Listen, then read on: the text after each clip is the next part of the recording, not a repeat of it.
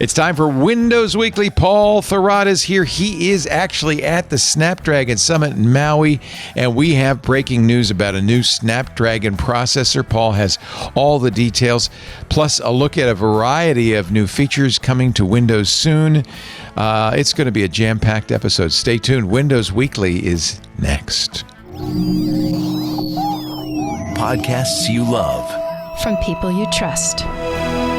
This is Twit.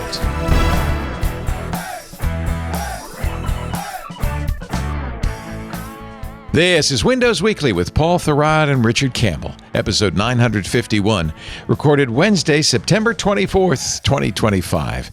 The ODBC of AI. It's time for Windows Weekly. Hello, you winners and you dozers. This is the show we cover the latest from Microsoft with a dynamic duo of Microsoft coverage. He's back. He was missed. Richard Campbell is here in beautiful, the host of Runners Radio and .NET Very Rocks. foolish thing to fly on a Wednesday. I'm never doing it again. It's a mistake. Oh, yeah. You got stuck in the airport? Or in what? Frankfurt, yes. Frankfurt. I was coming back from Valencia to Amsterdam, and I figured, it's an internal flight. It's not going to be a big deal. Land in Frankfurt. Your next leg's been canceled. Thanks for playing. That stinks. Yeah. Well, we know if you're not here, it's because you moved heaven and earth or attempted to. And I seriously considered making them fly me the next day and getting a hotel room just to get on the show. And No. And We miss you, but not. I didn't want to miss the wedding, and that's what I was trying to get to Amsterdam to go to. Oh yeah, that's right. Did you get to the wedding? I did get to the wedding. Yes. Good. That's all that matters. Yeah. And we're not going to talk about where Paul is because we're phenomenally jealous. Paul is in Maui. Wowie. Yeah. Yeah. even in the tropical paradise, Paul is still a little grumpy. You want to go to the beach? Are you tired? No, I don't. I don't think you could swim on the beach right where we are at this particular resort, but it's been a lot of travel. I know Richard does this kind of stuff all the time, but I am not used to it. It's hard, isn't it? Yeah, it's hard. 12 time zones in whatever number of days. I mean, you are the guest of Qualcomm in Maui at the Snapdragon Summit. Yep. This is exciting. I hope there's a new Snapdragon. There is. We really need one. There's stuff to talk about.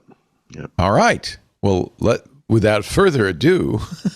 Well, there's going to be some ado because the NDA time frame is, I think it's, what time does the show end here for you, Leo? Like 2 o'clock? 2 p.m. 2 in the afternoon, yeah. So I think it's typically. 1:30 p.m. your time is when we can talk about what they're going to announce. You're embargoed. Here. All right. Yeah, but we'll get to it. But I have some other things to discuss related to the show. Okay, so if you're listening after the fact, just fast forward the last half hour of the show. Yeah. and we'll move Richard's whiskey segment up, and that way we can have the Snapdragon. There you go. There you go. You want to start with Windows? Yeah, why not? Okay. Just because there's some semi-big news, which is just that, Microsoft these days doesn't really announce a lot in the way of milestones for different Windows releases. They're kind of quiet about it and kind of strange about it. And, I'm sure there will be a 25H2 announcement at some point. But it's also, we're in a weird era where this big new version of Windows is coming out. It's not so big, and it's definitely not new because all of the features that are in it are in 24H2 as well. And so it's kind of a weird kind of a point. But I don't know if it was last week, 2 weeks ago, we had gotten ISOs for the release preview version of 25H2, and they have not sort of publicly unveiled this, but there are on Microsoft servers now, the release version of 25H2 is available. And it is is it the same? I think it's this, I believe it was the same build. No, I'm sorry. It's a slightly newer build than the release preview build. If you're on the release preview now, you're actually on a newer build. So if you download the ISO and install it fresh, you'll have an update, and of course you'll have another one by the time it really ships. But if you want that stuff now, it is available, x64 and ARM.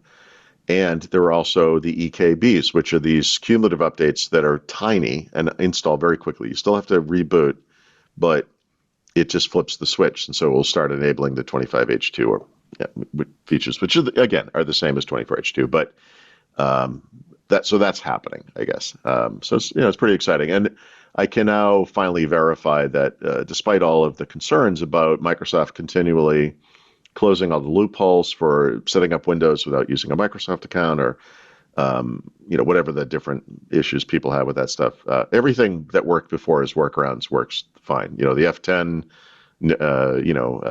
ORB, whatever the little path, the command is, still works great. You can do it offline. You can do a local account if that's what you want. All that stuff works fine. So no major changes there, which is good. But how did they get eKB out of enablement package? Yep. Well, we know. KB was the old knowledge base. Back in the day. Yeah, no, KB is a knowledge base, but I know you understand. But they use, if you look, every one of these cumulative updates that we get for today for Windows 11 start off KB some numbers. So they're still KB numbers, even, it's this is the almost excellent KB. Is that what you're saying? It's the extreme KB? Entitlement KB, maybe. I this is my guess, but it's just like the terminology is the knowledge base of enablement. I'm pretty sure that's a Dungeons and Dragons term. Yeah. Well, it's better than the Knights of the British Empire. I don't. You put it in your bag of infinite polling, and off you go. I know it's a weird term, but I think they wanted something that was short. And I don't know. EP didn't make sense. I don't know. It's an enablement package, is what it is. I have installed it. There's nothing to say about it whatsoever other than that it works. It's there it is. So the E is for enablement. Yes. That's all I care about. I don't get the it. Enablement Karen package or something. Something like that. Karen. It's for you, Karen. I know you wanted to speak to management. Here you go. I yelled out the word Karen at someone who was complaining about something, and she looked, and I said, I knew it. Hey, Karen, over here. Nobody appreciates my humor. Anyway, so this trip, not this trip to Hawaii exactly, but this trip for me, meaning we went to Mexico from Pennsylvania, and then we're there for 2 days, and then came here in some horrific early morning flight. 10 hours of flying with a 10-mile walk in the San Francisco airport, which is undergoing renovations, and which is fantastic because my wife has a broken foot, and that was not a problem. Oh, geez. Yeah, it was unbelievable. It was really so I'm still like a little out of it. But when we fly home on Friday, we get home in Mexico at 4:00 in the morning. So it's going to be a little while before I'm feeling okay. But through some quirk of scheduling, I flew here. Sorry, I didn't fly here. I flew to Mexico with 2 Windows on ARM-based laptops. As one does, sure. Well, I mean, this is like a first. So I had a MacBook Air and an iPad, which are all like ARM machines, Yeah. So like I literally, I'm ARM only. And when I came here to Hawaii, I brought the thinner and also bigger screen, but the thinner of the Snapdragon laptops, which is the base unit. If you're familiar with the Snapdragon X lineup, right? There's the Snapdragon X now, which is the really low end one, the Plus, of which there are 4 or 5 SKUs or whatever, and then the Elite, which is the high end version. This is the lowest end one you can get. It doesn't have any burst mode, anything. It doesn't whatever. It only has 16 gigs of RAM. It only has 256 gigs of storage. And it is one of the best laptops I've ever used in my life. And I flew with this thing on both flights and didn't power it. And it was excellent. Like, it was just excellent. And that was really interesting. But yesterday, they had the first, I'm sure the video's up, but the CEO of Qualcomm, Cristiano Amon, just did they literally called it CEO Vision Keynote. Now you hear that phrase and you're like, here we go.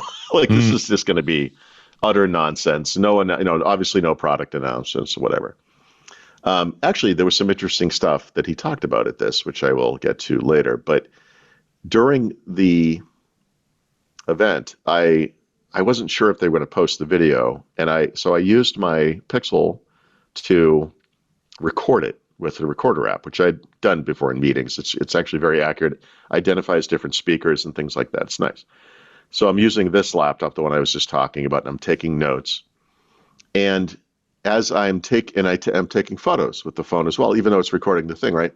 So I had this, it was like the first, maybe not the first, but it was maybe the best example yet of kind of like that Apple-like experience you get where you take a photo of the guy on stage, you take a couple, whatever, and then you get a little notification from PhoneLink, and you click on it, and then you can save it to your computer, and then you can post it to social media from your computer while I'm taking notes, while it's recording. And it was like, oh my God, things can work. Like, yeah. Oh my God. Like, and you're doing it all on a phone. Like, it's very multitasky of you. Yeah. And I think the fact that these are all ARM-based devices is not coincidental, by the way. I know. Well, that just means they had batteries still. Well, yeah, true. But also are reliable and actually just work, right? Yeah. And I know if you're an Apple guy out there listening, because you're like, you know, whatever, we've been doing this for years. Yeah, you have. I know. And that's the one thing about that kind of insular Apple environment that I'm a little jealous of. But I had this little moment of, you know, it was an hour long or whatever, but where everything just worked. And it came after flying for 10 hours in the air, and the laptop just worked. And I was like, this is not the experience that I have usually with computers. Right. And I just want to hammer home the point that if Intel was involved at any point in this would never have worked. And I just want to be super clear about that because it's a fact. So that was really neat for me. I just had a moment. I don't usually get that. And now I'm looking at the notes and I realized I must have moved something around because that shouldn't have been there. But just to return to the 25H2 bit for one moment, yesterday was week D. Well, this week is week D, but yesterday was the Tuesday of week D where we usually get the preview update for the next month. We did get one for 23H2, which was just bug fixes, but we didn't get one for 24H2. And of course, 25H2, isn't out yet. But my guess is because this has happened, I want to say 2 or 3 times earlier in the year, we'll get one. It will be today, tomorrow, maybe Friday at the latest, but it will happen. And my guess is that it will be what will essentially be the 25, the initial, what will become 25H2 as well. So if you're on 24H2 and you kind of, sitting there clicking, where's the update? Where's the update? Where's the update? It's not there, but maybe by the end of the show, maybe by tomorrow, whatever. I think we're going to get it pretty soon. So that will happen eventually. Cool. Okay. Yeah, Richard, you were not here last week, but I want to apologies. Yeah, I just want to keep reminding people of how unreliable you are. No, stop it. No, he doesn't. No, I'm joking because, like you said, Richard does everything he can to be here, and it's actually rather incredible. But man, we do miss him when he's not here. I have to say. Oh yeah, no, of course. Yeah. But I was talking about the iPad and how like this, this is an interesting thing, and I'm going to get into this a little bit more with Android actually in a moment or later, but. I think the reason the notes got screwed up is because I put the notes on the iPad. And one of my complaints about last week was the thing I don't like about the iPad now is so counterintuitive, but it's that you touch the screen. I want like don't an like iPad lap. I don't want to touch. Well, I think trying to scroll on this thing with my finger like a caveman. I think I moved along the note thing. I think that's why that little bit about ARM stuff was there. I don't think that was supposed to. I think I moved it by mistake. Anyway, stupid iPad. I hate you so much. I hate you. It does take some getting used to touch. I do that on the phone all the time. I'm trying to scroll through Instagram and I accidentally press the button that says post, and suddenly my camera's on. Things like that. Yeah. And it's just that's the problem with touch in general, right? In Instagram rather, when you're posting photos and you have to scroll up a little bit to see the next, so you can select the next ones. It does this thing where it just scrolls down, and then I'm looking at 2 weeks ago, right, in the grid, and I'm like, what? So look, I get it. I'm clumsy. I walk into walls. I'm not, I'm not perfect. I get it. There's a little trick on the iPhone, little known trick. up in the upper left corner, on the phone, there's the time.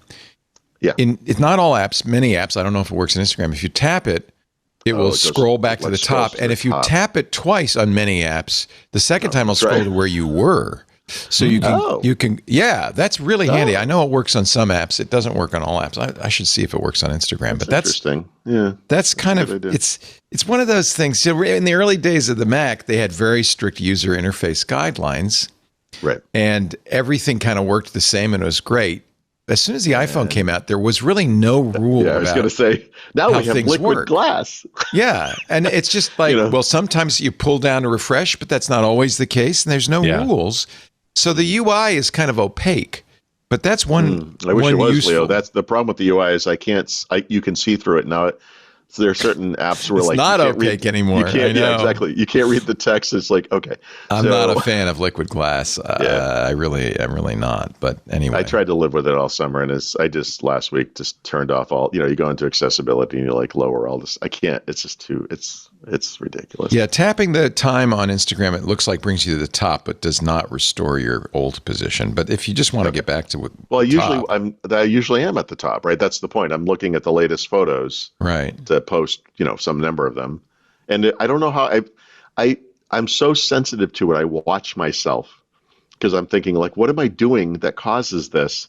And it just happens right in front of me. I see it just whoop, it goes scrolling. I'm like, what? This is touch. This is a problem with touch. Yeah. And the question is it a bug or is it you? You just don't know. Look, the funny thing is, I have enormous fingers. I get it, but there's a big debate in the Apple community because there's a strong rumor that they're going to put touch in their laptops starting next year. Well, because all the Windows ones have got it pretty much these days. And so there's this debate about, and I think a legit debate, should we or shouldn't we? Yeah. Why am I touching the screen I'm trying to look at? My finger's in the way. That is actually the biggest problem. And it was another thing we talked about last week, actually, Richard, sorry. But I very much prefer non-touch screens on laptops now, which I've kind of come full circle on because originally I was like, this is great. This is a good idea. Me too. I thought Apple should do it if only to ease the creation of apps that are using a touch interface, so like an iPhone or an iPad app or whatever, because you're using some kind of a like an emulator on screen to be, it'd be nice just with testing the apps. I think, if developers would like that, maybe.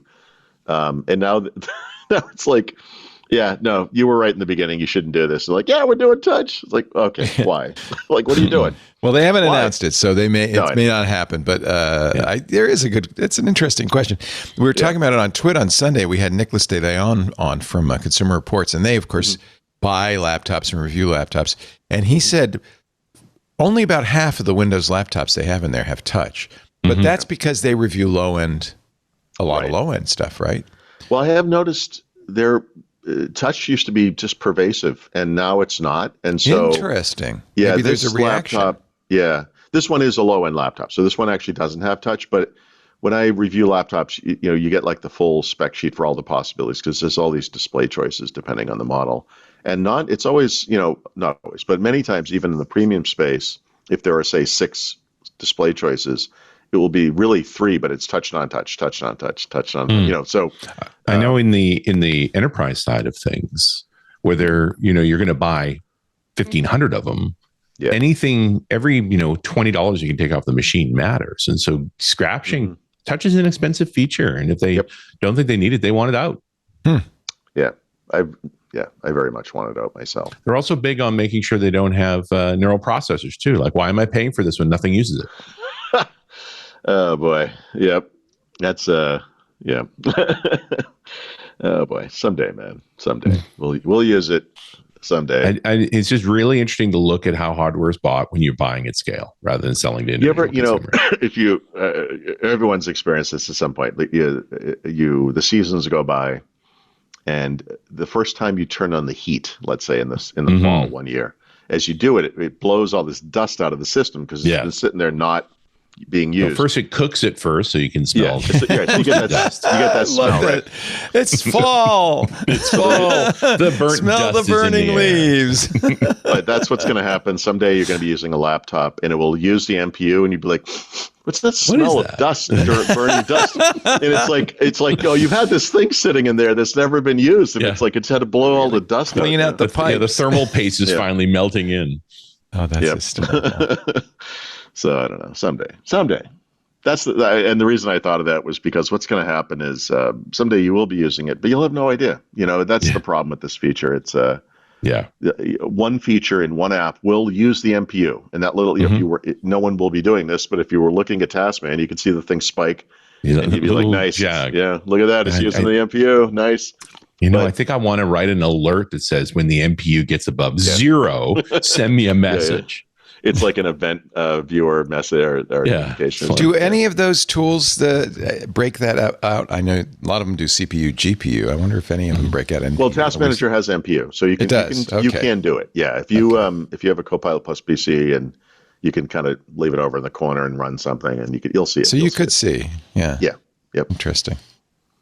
And I only know that because I look for it. But I mean, right. Like Richard said, the truth is in day to day, no one's, no one's I definitely need to. Now I'm going to have to write that script. It's totally scriptable to actually do a monitor on that. Like because of the design of microprocessors today, I know this is the case with Intel. I assume it's everyone. This happens to everyone. There'll be like an empty space on the die because of the way I just booted Windows. Things are, oriented in there. And I think someone was like, we got this empty space. You want to just throw an MPU in there? It's like, yeah, why not? Is it better to have it be empty, or is it better to throw in an MPU and then maybe you never use it, but maybe you do? And I don't know. Someday all computers will have NPUs. Yeah. Yep. Right. For no or reason not. at all. We don't know. We don't know how this is going to end up. Well, where are we on the Gartner hype cycle on AI now, Richard? I think we're just cruising down the trough of disillusionment, right? It feels with like a cocktail in one hand and a cigar in the other, going. No, this is more of a roller coaster. This is not a bell curve. It's multiple bell It's up curves. and down. Yeah. And it is noticeable, though, that there's a little bit of a souring, I think. No, you're seeing the investors starting to pull back. Like this feels like early 2000 .com boom, right? Like just people are looking around and going, well, okay, wow, actually, that didn't work.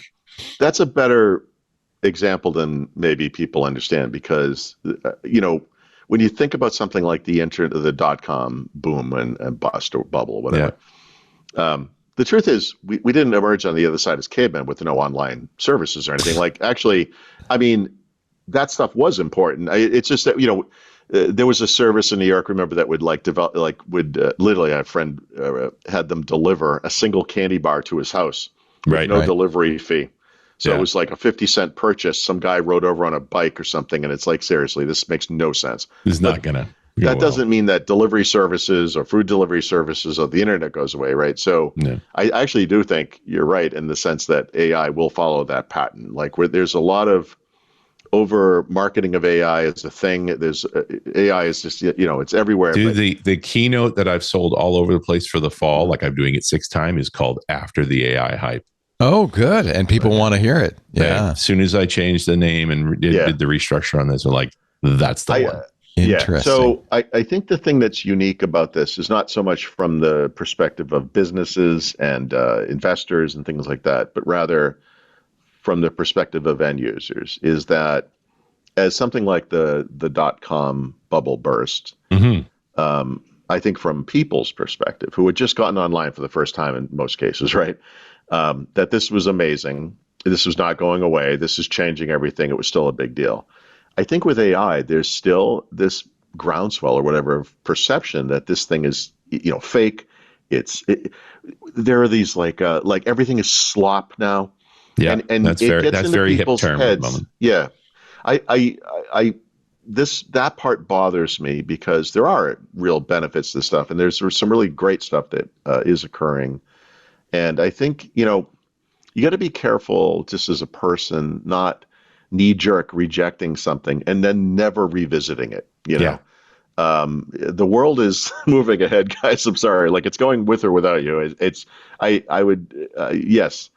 I know a friend. We have a wife of a friend who is just super sensitive about if she has one bad experience at a restaurant, right? Whatever it might be. She's like, we're never coming here again. Ever. Never going. My wife is like, well, hold on a second. Like, this is a Michelin star restaurant, or whatever. It's a little hardcore for me. I mean, Obviously, if you have enough bad experiences in one, we give him time or three whatever, strikes. Three maybe, strikes. Yeah. whatever. But it's like, but she's like super hardcore about it. Like, and I think a lot of people like that about AI. And it's like, okay, so yeah, there's going to be a headline every time something happens. You know, it's like with Apple Watch. Every time Apple Watch saves someone's life, there's a news story about it. But you know what they never write news stories about are the guys who are wearing an Apple Watch have a heart attack and die, and the thing never won and won.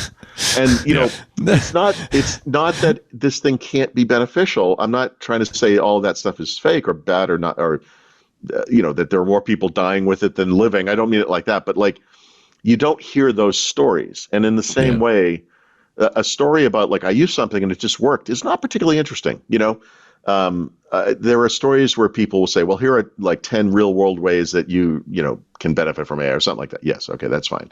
But I mean, like the time when you ask a question and you get it and then you move on with your life, you don't really, this is not something people discuss.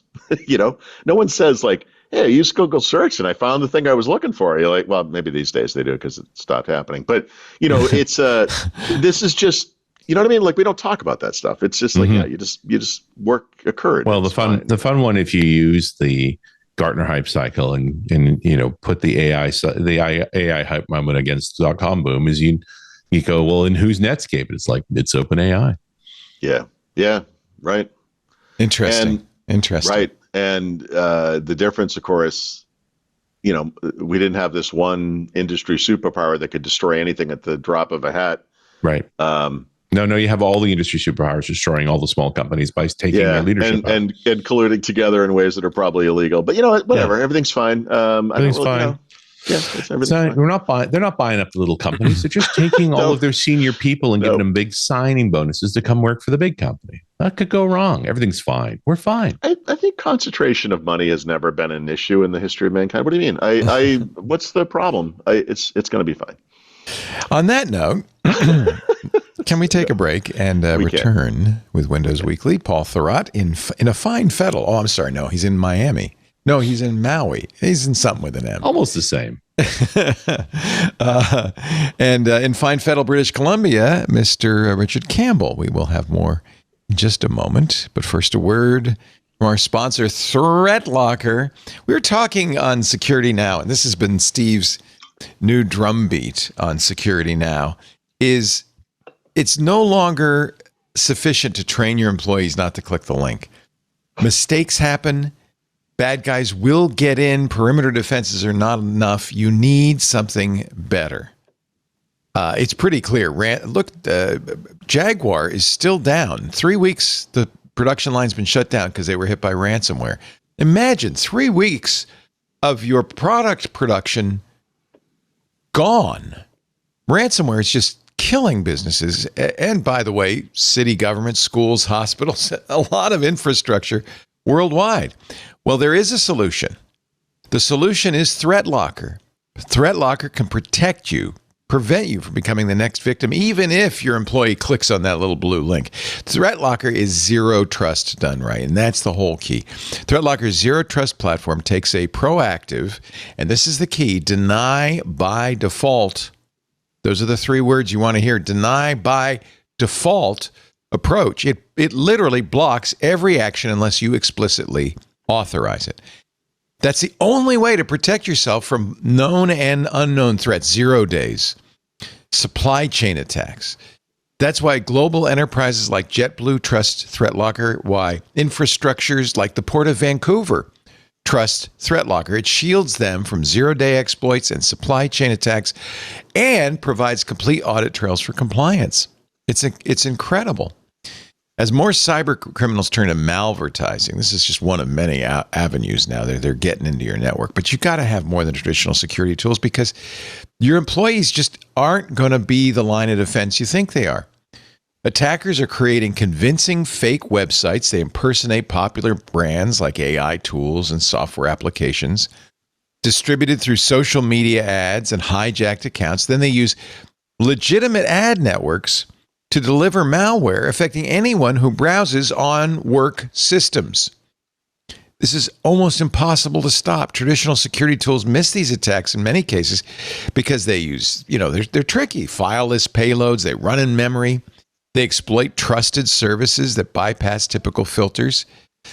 Well, that's why you want Threatlocker's innovative ring fencing technology. It strengthens endpoint defense by controlling what applications and scripts can access or execute. And if it's a brand new script that just came in through the transom on some, malware malvertising, it's going to say no. It contains potential threats. Even if malicious ads successfully reach the device, they can't execute. It's brilliant. Threatlocker works in every industry. It supports Windows and Mac environments, so no matter how heterogeneous your network is, it's protected. It provides 24/7 US-based support. And for compliance, you'll love this, enables comprehensive visibility and control. Ask Jack Senesap. He's the director of IT infrastructure and security at Redner's Markets. He says, quote, when it comes to Threatlocker, the team stands by their product. Threatlocker's onboarding phase was a very good experience, and they were very hands-on. Threatlocker was able to help me and guide me to where I am in our environment today. End quote. Get unprecedented protection quickly, easily, and I might add, surprisingly cost-effectively. It's really affordable with Threatlocker. Visit threatlocker.com/twit to get a free 30-day trial and learn more about how Threatlocker can help mitigate unknown threats and ensure compliance. That's threatlocker.com/twit. We thank them so much for the support of Paul and Richard and Windows Weekly. Threatlocker.com/twit. Back to Maui. Every time you say that now, I think of .NET Maui for some reason. That's right. It's all about the product. They've hijacked that That's name. too bad, really. There's so much more. What part of Maui are you in? I don't know. Are you on the Kaanapali coast? Yeah, it's like the northwest coast of the island. Yeah. That's a nice area. Yeah. So hopefully everything I need is at the resort here because there's nothing near here. Yeah, you can't get anywhere. Yeah. I wake up to a rooster every morning, which is kind of enjoyable. It's curious, but chickens are rampant in Hawaii. Yeah. Oh yeah, they're all. Yeah, we eat breakfast. There's chickens all over the place. Yeah. It used to be a big problem more in Kauai, but I guess it's spread out of Maui too. I think it was Iniki. It was the hurricane. Well, the hurricane everybody had was keeping chickens. Chickens have been part of Polynesian culture since they came in the boats to Hawaii. Yeah. But then the hurricane released them all, and so now there's a massive wild chicken population. Yeah, I feel like we're living in a bird sanctuary here. It's which is essentially what the Hawaiian Islands used to be, right? Yeah, pretty nice. Oh man, so nice. Well, I hope New Zealand too, right? Like New Zealand was just there's no native mammals to New Zealand. It was just birds. Nice. I hope you're having a little fun, Paul, and not just work. So we've been here one time before. That time we did more stuff. We rented a convertible during around. Like this time we're just staying here and we're just we're just exhausted. Like if you, I don't know if I probably can't share this easily, but if you could see my calendar for this week, it's just blocked. It's just the whole thing is just blocked. It's crazy. Are there a lot of influencers there talking to their cameras and dancing? And it's not as bad as an Apple event, is probably what you're showing there. So yeah, no, this is the Snapdragon event. I think this is last year though. I don't think this is this year. But the Apple event was apparently jammed. Yeah. Victoria Sung from The Verge was there. We talked to her last week, and she said you couldn't get down the stairs in the Steve Jobs Theater because there's so many people going, I'm here at the Apple event. She said there was one woman dancing to unheard music, the music she knew she would lay in later for her TikTok video. I mean, I am a little sick of I don't have patience for this kind of stuff. I know that will surprise you because I'm usually very patient. You're such a patient man. But no, I mean, it's kind of a... Look, how do I say this? Qualcomm makes chips. This is not exciting stuff, Mm-hmm. So most companies, Intel, AMD, whatever, they'll go to whatever industry event, CES, IFA, whatever, and they'll announce products there, and they'll have their press conference, and they're well attended, And I don't know what possessed this company at one point to be like, we have to go to Hawaii, and it's halfway between Asia and the United States. They're going to get lots of people to enjoy the fine. Yep, but climate. The thing is, that's very expensive, and like one of the things I look at is you compare like the quarterly or annual revenues of a company like Qualcomm to say a Microsoft, a Google, even an Intel, really, whatever. They're not right there. You know, they're spending a lot of money to get people to come to these things. And look, there's no. Oh, so it's not just Qualcomm. No, it is. That's what I'm saying. Oh. Like, in other words, in this case, like, you don't see the bigger companies doing this to this scale. And They don't need to, probably, right? I guess it's a little strange to me. Look, it's fair to say that Qualcomm ships power the majority of, I don't know, mobile devices, and they're obviously they're they modems as well. They're expanding into automotive and IoT and computers, right? I feel like they don't have to do this, but they do. And yeah, you get this audience that, look, some of them are hardcore chip nerds. Those people exist. There's no doubt about it. Some of them are more kind of mainstream, or general interest, maybe personal computing type stuff like me. And yeah, some of them are like younger kind of camera, like with a rack with 3 phones on it. My wife commented that she's never seen anything with like, other than a selfie stick, where you have like a rig where the phone's in it and it's like this thing like a gimbal and it's moving around. Yeah. She's like, I've never seen that, but I've seen multiple versions of that. And now I've seen one that has 3 of them in it. That's hysterical. Time. And I was like, yep. And she goes, I guess if you had to review 3 phones, I'm like, I'll just stop you right there. No one does that. No one normal. Like no. It's just it's an interesting, I don't know. It's an interesting thing, but, I don't know. It's like, it's pretty here. It is pretty. I appreciate that part of it. I get it. Palm trees are no longer as exotic to me as they used to be because they're all over Mexico City. Yeah. So I see those. You now all the live time. in the tropics, so you don't really. Yeah. So I'm like a little less impressed. I'm like, we were out in the balcony. I was like, I will say, I don't see a lot of water in Mexico City, and that's kind of pretty. But best thing we did in Maui was we rented a Jeep and drove the road to Hana. Yeah. Yeah. And that's really isolated on the South Coast, and it's cool. Just beautiful. Yeah. Yep. Really loved staying there. So we kind of came up that road actually on the way here, oddly. But yeah, it's pretty. It is pretty. Yeah. It is in the middle of frickin' nowhere. And I mean, like in the scope of the planet, if you think about like the biggest ocean, obviously the middle of that ocean. It's a great place for just holding it with my hand, a base Pixel 10 at the sky at night. I can get galaxy cloud shots, and it's amazing, unbelievable. Like that stuff is awesome. Yeah. But man, it's expensive and it's remote. I would love to live in Hawaii, but I think I would get funny about the fact that I'm on a little piece of rock. Island fever. Well, that's the thing. Yeah. So all around this area, there are like I said, you can't swim in the beach here. The beach is eroded to the point where it's not like a smooth thing going up to where we are. It's more of like a drop off now because it's just. And Steph, my wife, commented that as the waves come in, you can see it's churning the sand. And I was like, the end game here is this thing disappears. I mean, this like it's going to just rub it down to nothing, and then people don't realize that's how why there's a beach at Waikiki is because they truck sand in because it is being washed away constantly. It's great. The erosion. They have to rebuild the beach. If you go to Hana, it's all volcanic rock right up to the waterline. It's not. There's no. Yeah. There's no sunbathing. Right. Yeah. And I don't know if you ever walked on that with your bare feet, but I can tell you, it's not super comfortable. Yeah. Yeah. Still, I love Hawaii. It's so beautiful. So it's beautiful. I hope you get a little R&R. Yeah, I'm going to have to. I'm exhausted. I don't know. Yeah. I fall asleep by 9 p.m. and wake up by 4 a.m. and I just. Oh yeah, your clock. I'm all screwed up. Confused. Well, I got a solution for you coming up. Okay. Yeah. Good. Our next Can you ship advertiser. It here? Because I'm going to need it. I will. I'll ship it to you. I'll send it to you. Okay. So, where are we? If you're familiar with, I was going to say, if you're familiar with Windows, then you're in the right place. This is Windows Weekly? Yes. Okay. Just checking. Yes. Just checking. Good. I'm on the right show. Not this week in Maui. Yeah. Yeah.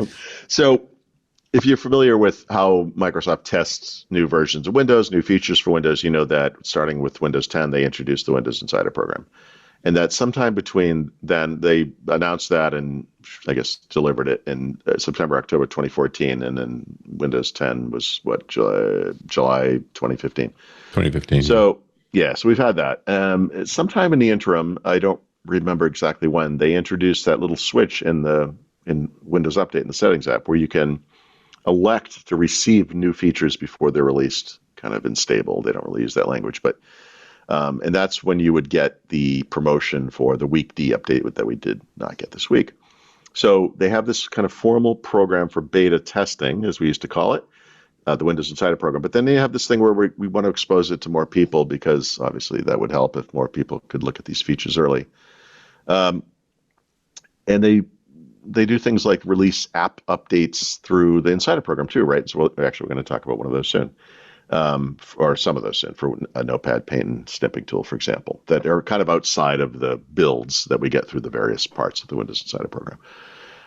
There have been hints recently in Windows of something called Windows AI Labs.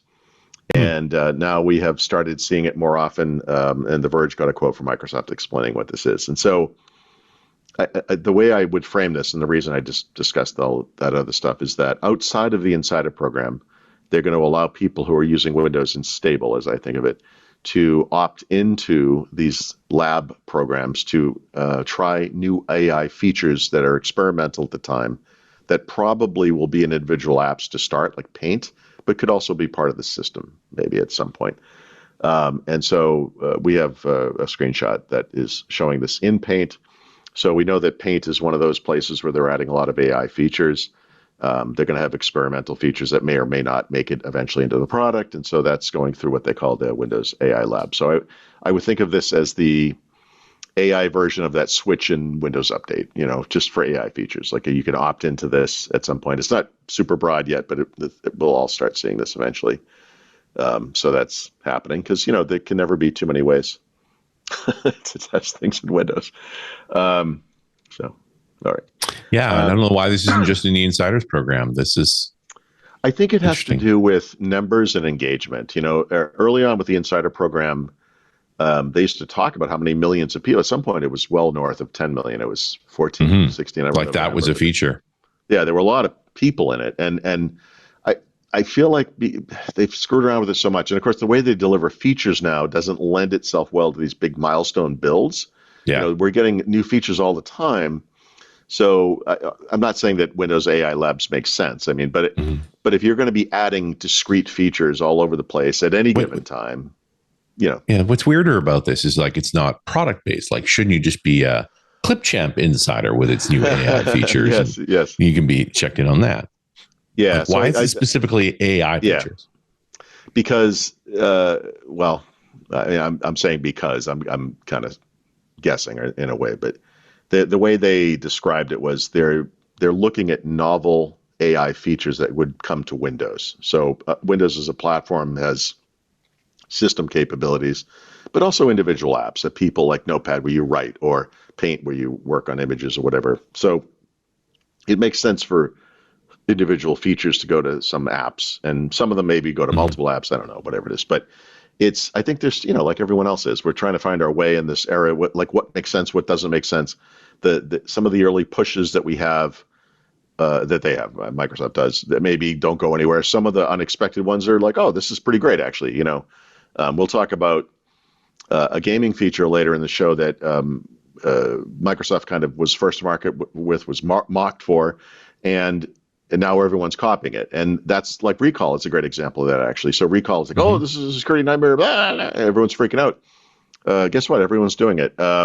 Google does this explicitly on the Pixel, same exact thing, screenshots. Because and in that case, it's actually worse because you have to sit there and manually take screenshots. It doesn't do it for you. But if you want to try to find something later, there's just something that works really well right now for whatever reason in AI, where we have an image and you can do OCR on it, and you can have a natural understanding, or not a natural understanding of what is in the image, and process that very easily. So it turns out like screenshot, which is for a person a visual thing, obviously, that you can look at and understand, but for AI is also something that's really easy for it to get the context of and understand. Yeah. So Microsoft is the crapped on for Recall, but now everyone who does AI is doing exactly the same thing. And it goes, look, it's a two-way street. I mean, Microsoft copies everything that OpenAI does, Copilot Vision, Gemini Live, whatever they call it, screen sharing everywhere. Everyone has the same stuff, So when you make a platform, if it's Android, iOS, Windows, whatever, you have to think of these things on a different level. You're not like, it's easy if you're a video editor maker. You're like, okay, I mean, obviously, these features will be good for AI. But when you're Windows, it's like, okay, what makes sense? I mean, there's going to be some hits and some misses. So yeah, but again, it's good to experiment and to get more customer feedback from them in the process. Like all of that is good. Yeah, and it's opt-in.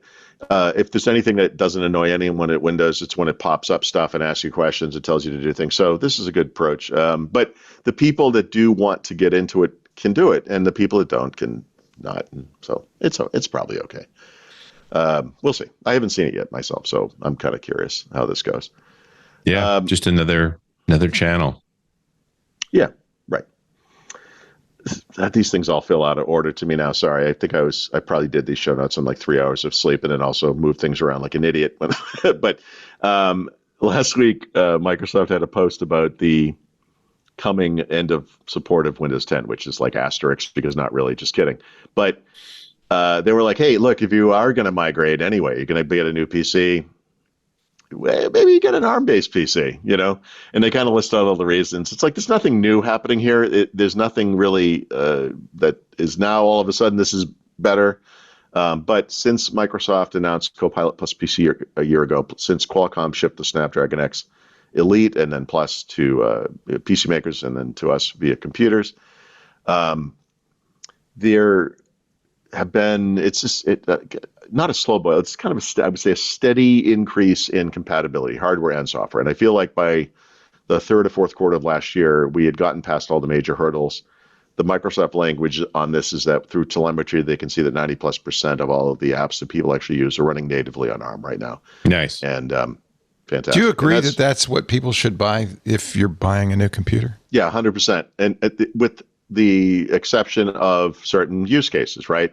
Obviously, if you're a gamer, no, you don't buy this thing, But I babbled about this, but I mean, the battery life, the reliability, the general performance, the compatibility is off the charts. It's absolutely fine. Businesses should buy it?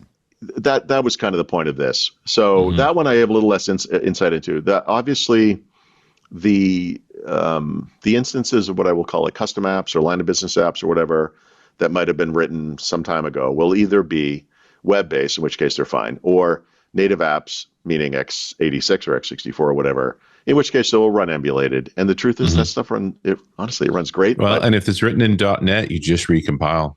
Yeah, right. That's right. So as long as you're on core, like if it's better, we're talking about enterprise, they got a lot of old stuff. Yeah, so you're saying like core, meaning what now is .NET, not .NET framework, the old framework, but the newer, So I don't remember the exact time frame on that stuff, but .NET Core has to be 10 years old now, right? It's got to be somewhere in there, close to 10 years. No, you're right. Yeah. But it was only really a grown-up as of .NET 5, arguably. Oh, no, absolutely.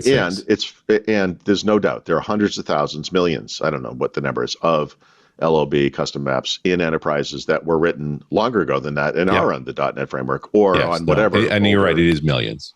Yeah, it's got to be, right? But so I should be honest about that, but I also just in my experience, and then this is what they have testing labs for this, Microsoft and Qualcomm.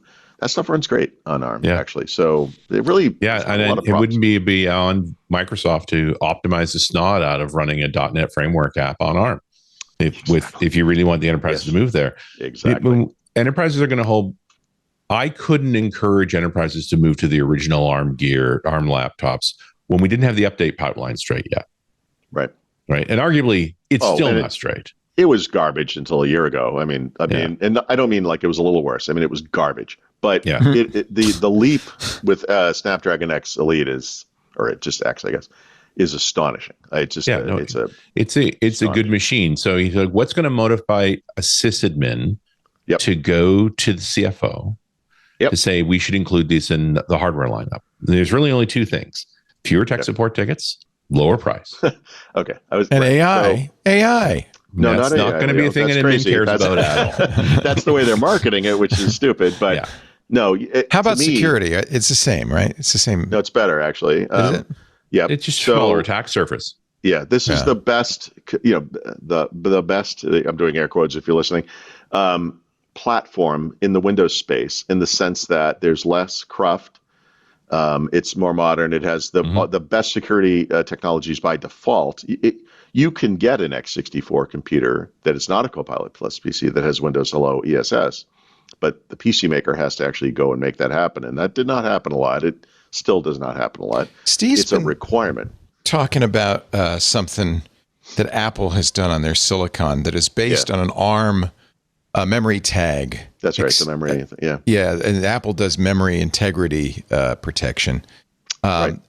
Do you know if by default ARM PCs turn it's not exactly the same, but yes, this is part. They don't have the same thing, but there is something in there that protects you, very much, and it protects you against buffer overflows, memory errors. Of course. Yeah. Yep. So it's turned on. You think that would make a huge difference, right? So it doesn't mean that you can't. So Windows has this suite is the wrong word, but like this suite of security technologies, right? And for a long time, as a PC maker or as a customer or whatever, you could kind of cherry pick what you got, which you enabled. These are things like, secure boot, TPM 2.0 or 1. Whatever, the secure core PC technologies, whatever it is, right? There's all this stuff. And some have fingerprint readers and facial recognition, and some have whatever. So there's all this stuff. And I think one of the best things about Copilot Plus PC that doesn't get a lot of press, but is important to enterprises, is that stuff is all now the default. They've raised the bar on what the default is. So there's a lot of raising of bars on defaults in Copilot Plus PC, memory, storage, MPU obviously, but it's also that security technology, and that doesn't get a lot of play. And Windows Hello ESS is incredibly stringent, and you get it by default. It's enabled by default. It's not something you have to go in and turn on. It's just there. And so yes, these are again, the best computers, but if you're a gamer, obviously no. And then there are, every time I mention this, I hear from readers or people listening to the show maybe who work in an environment where they have very specific, super specific kind of old school needs around like serial ports and some kind of device control or whatever it might be. There's always going to be something, but those are the same problems we had when we switched to 64-bit, when we switched to whatever different architectures. Like these things happen, whatever. But for mainstream users, I mean, this is why I said, I didn't expect to do this. I wasn't planning on it. I wasn't plotting it or whatever, but I flew from, I almost said Boston. I'm so tired. So from Pennsylvania to Mexico with nothing but ARM devices, right? 2 ARM PCs and not a single x64 anything. And, man, that felt good, and again, not on purpose. That wasn't a plan, but it's just the way it worked out. It was great. And it's just, you just see it in the reliability and the uptime, and you don't see the security, but it's there. It's just part of it, right? I can't tell you, look, I review a lot of laptops. You open a laptop lid, and that little eyeball thing is looking for you, and you're like, I'm right here. And you're like, make sure nothing's in the way of the camera. I'm like, I'm right in front of the camera. I'm right here. Yeah. I'm here. It's like, maybe you move a little further away. I'm like, I'm always in the same place. All right, I'll move it. It's like, nope, you got to type in your PIN. And that's what happens on x64. It's not what happens on ARM. I'm not saying it never happens, but actually it never happens. So I'm sort of saying it. So the hardware on the Snapdragon Elite, it does support the ARM memory tagging extension, but that's what I mean. I did a search that says it's not enabled currently in Windows on ARM. Oh, okay. So, I don't know. I'm sure. Yeah, there are these security protection features that are available in Windows. It's not just ARM, right? I mean, but when I saw the Apple thing, I said this sounds awfully familiar. Yeah, it's a takeoff on what ARM offers. It's an enhanced version of what ARM offers. But apparently it's... So I didn't put this in the notes, but there are companies that make ARM chips that don't do a lot with them. They accept what ARM, the company ARM Holding, makes, whatever generation we're on, Cortex-9, whatever it is, and they take that and they basically repackage it and they sell it in whatever form. But then there are companies that highly modify it. Apple is probably one of the more extreme versions of that, but actually Qualcomm too, right? I mean, the Qualcomm phone chips that are obviously mass-produced are a lot of their own IP. That came up during that trial. The computer stuff that they have now through Snapdragon X came through Nvidia, which is also, they're a very highly optimized and customized set of chips. So It depends. So ARM is the company does stuff, and you can use it or not. When you license it, you can take it and use it as it is. And they're starting to do more in what do you call it? Like different like chips specialized. From a point of view of enterprise, that would be a huge defining factor if you had much better security. So there are all kinds of reasons why, like a screen or like a computer, a PC. There's probably compatibility issues too, right? There are, but that's not as serious as people think. Back in the 90s when we went from Windows 9X to NT, there were these two things that occurred. Like one was the performance went way down on the same computer because it was more resource intensive, but the reliability and actually the security as well. But reliability went way up. So as a developer writing at the time like Delphi apps, I could crash a Windows 9X computer by blinking. Oh, yeah. And I was delighted in the fact that I couldn't take down NT4 at the time with the same apps. Like it was really good. It's moving everything out of Ring 0 in user space, right? That's the it's biggest. all kinds of stuff. It was also protected memory. So when you tried to write outside of memory, it just killed the app. And Yep. And the security, per user security, where those things are isolated from each other, which gets better over time. But at that time, people found signing in as a user to be like a pain in the butt. They were like, I just used to turn on my computer and it worked. It's like, yeah, but it wasn't really a multi-user system. And it also wasn't anybody safe. Yeah. So these are kind of like that kind of change. Like sometimes in the beginning, it's like, this seems like a little bit of a pain, but it's not so much you get used to it. It just gets better, and it is better. It's better. It's more secure. It's more reliable. I just like, I'm going to go home, go back to Mexico from here, and open the lid of the other laptop, and we'll have been gone a week. It's going to come on, and it's going to sign me in immediately. It's going to work. It's amazing. Yeah. Oh, and that's the thing. So I haven't written about this yet. I had 4 computers in Mexico waiting for me, which I get there, I plug them in, open them up, sign in, update them, update the system updates. There's app updates. 6. I don't know that I finished it. I was there for 2 days. This was going constantly. It took a long time. And there wasn't one of those things that recognized me with Windows Hello. Wasn't one. None of them worked. And that's the experience, Like I had to manually pin in to get into these things in all 4 cases, If I had a couple more days, I probably would have written about that. But it was there's so much evidence. I think the Hello data is all local. So each machine has to have its own Hello records for you. Yeah. Yep. Yeah. But I've used them for, last time I was there and the time before, whatever. So these were not new machines. These are just machines. Oh, no. These were, they were sitting there. They were already set up. I just had to get them up to date, Right. It's just unbelievable. It's just horrific. Anyway, I'm sorry. I could just go on about that forever, and I probably still will. But so we just mentioned the Windows A. Unless you want to, should we do an ad? I'm sorry. We've already done it. We did. I have another one. Guess what? There are 2 ads. Ladies and gentlemen. Well, you want to do the second one now, or do you want to wait? That's up to you. It's up to you. I mean, it has been an hour. We could absolutely reasonably do another one right now, or if you want to, you feel like you're ready to segue. Here's the other thing. I'm delaying the show a little bit because at 1:30 the embargo lifts. In an hour. And 15 minutes. Yeah, we'll get there. We'll get there naturally. It's okay. Let me just blow through this real quick because these aren't big deals, but no, please. I mentioned how they're updating Notepad, Paint, Snipping Tool. Oddly, I mean, the 3 of those all the time. They're smart now. Yeah, they are smart. So this of the 3, the Notepad one is the one I'm most interested in. And I know this rubs people the wrong way for some reason, but there's been a lot of work on Notepad. I don't feel like they've screwed it up at all. You can disable any of this stuff if you don't like it. But if you've been using Notepad lately, you know that in addition to spell checking and that built-in stuff, that there's a Copilot icon with, rewrite and summarize and make sure to make all these kind of options, which are great. And that stuff uses Copilot in the cloud. You have to have a Microsoft 365 subscription as an individual, or I guess a Copilot Pro subscription if anyone on earth pays for such a thing, and then you get those features. But now if you have a Copilot plus PC, you're going to get a toggle where you can use it on device, and it will just always work on device.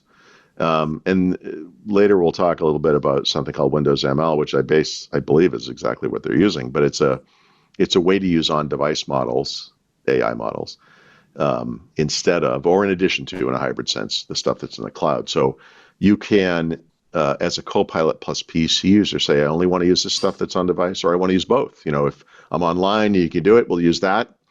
If you're offline, or if you just want to turn that off and not use your AI credits, whatever that means, you can use the local model. And for this kind of thing, honestly, obviously, if you're making a like an image using a local model versus one in the cloud, it's not going to be as good. But for this kind of stuff, for rewriting and like for the tech stuff, actually, it's the on-device stuff is pretty good.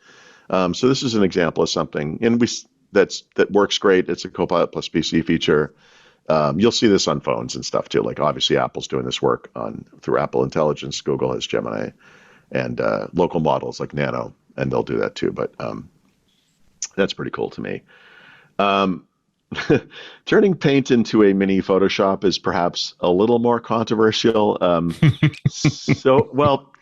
I look, I use Paint every day. Like I really like Paint. There was a moment there, and by a moment I mean literally over a year, where they were screwing it up. They've rebounded from that. Paint today is fantastic. Most of the stuff has been additive. The stuff I don't use doesn't really get in the way, so it's fine. It has layer support, which I have to say I really, really like. And the big project I do in Paint every year is the Christmas card we send out as a family. And having layers for that is great, because what I do is a grid of photos of the family and stuff. And sometimes you're not sure if these pictures go well or whatever it is. And by having layers, all of those can be in a different layer, and you can kind of toggle them on or off and make sure everything is, it's nice. Like that's nice. But now they're heading like an actual project file. So it would work like but I can't remember the extension for like Photoshop, but like a PSD file, but for Photoshop, for Paint. So the idea there is that maybe you have multiple rounds of edits, you have multiple layers, you have whatever, and you can save that thing not as a bitmap or a PNG file, but as I don't know what the extension is, but like a PSD type file, where you can go back and edit it again later, and it retains all of the history of the changes you made, et cetera. So, okay. So the kind of turning this, it's interesting. We'll see how this one goes. And then a couple of other features related to transparency and stuff. No big deal. Snipping Tool is interesting to me on many levels. I still can't use it for everything because they don't let you have a mode where you capture the mouse cursor, and I need that for screenshots. But other than that, it's pretty much there. And they've been really bulking out the little, I don't know what you call them. It's a mode where you just have that little toolbar up on the screen and you're deciding what to capture. So to me, like the things that have changed the most in here over the couple of years is there are features that aren't really necessarily related to capturing a screenshot or a screen recording. Like you can use it to get the color value of something that's on screen, or you can use it to get something on screen that you would then use to interact with Copilot, like using visual search or whatever. And okay, so this latest thing is just a quick markup tool, and this lets you mark up something live rather than after you capture it. And I just struggle to understand the point of it. But I guess instead of saving a file, you capture the screen, you mark it up somehow. I don't know why you would, but you circle something, whatever it is.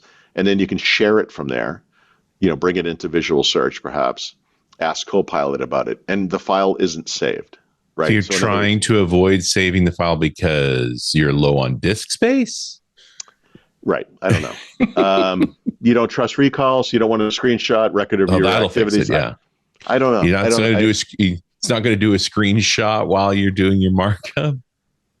Yeah, it's like a premature screenshot halting. It's like I'm doing half the screenshot. Like the screenshot is something captured in memory, but not captured in disk on disk, right? Okay. To me, that's getting a little busy. I strongly suspect it was a temp file at some point, but okay. Yeah. Now it's right. You're 100% correct, by the way. So I don't know. So whatever. I'm not. It's not offensive. We had a good idea, so you're just trying to do something. That's right. So, and then there have been some actual insider builds. So that still occurs. Wow. Yep. It had to happen eventually. once again, Canary, you'll be not surprised if you've been paying attention at all. Nothing going on there. Okay. Nothing at all. And then Devon Beta. At some point, you have to admit the Canary's dead and the coal mine's dangerous. Every time they have a post about Canary, I look at it, and they just cut and paste the same disclaimer at the bottom. And it's supposed to be cutting edge, not necessarily going to be and it's never cutting edge. If anything, it always gets. It's supposed to be the risky. Yeah, it's not. It's the stuff everyone has, but later. If anything, it's the most conservative of the channels, other than. I don't use it, so I believe you just download the entire build. I don't think it's not a cumulative update. I think you just get like a build. It's very strange. Mm-hmm. It's kind of old school, but. Dev and Beta, which are 25 and 24H2 respectively, and thus exactly the same. Just a couple of minor things, and at least I think only one of these is specific to Copilot plus PC. But when you use Click to Do, you're obviously, well, maybe not obviously. When you're using Click to Do, it's capturing what's on screen. So this can be a graphic or it can be text. If it's text, it can do automatic language translation right on the spot, which is actually pretty good. That's kind of an interesting thing. I get, obviously if you're using a web browser, usually there's some kind of a live translation built in. You click a button, it will translate the page from whatever, German or Spanish to English, if that's what you need. But you could be looking at something else that doesn't have that. So you can do the, Windows key plus click, Click to Do comes on, click on the thing, and you'll be able to translate it on the fly. So that's useful. That's fine. But it requires a Copilot plus PC. And then where are we at? Oh yeah, share with Copilot. This one, geez, looked like you missed this, Richard, last week. Again, sorry to keep bringing that kind of thing up, but this is something that will have come up a bunch over time. He's punishing you, Richard. It's okay. Well, no, I'm just trying to think. I'm trying to make sure this makes sense to everyone. I just realized, he wasn't here, but in Windows 11 today, and then moving forward even worse, when you right click on things, that menu, which remember was cut down to almost nothing. Yes. Is now this gigantic thing and getting bigger and bigger. In fact, you and I had the joking kind of conversation about so sending it to an AI thing is like open with, but how is it not like open with? And it's so there's that, and then there are all the apps that add themselves directly to the menu. If the app has multiple actions, they'll have a sub menu. Nobody uses this or knows about this, but there is a feature built into the taskbar where you can bring up the little thumbnail that appears when you mouse over.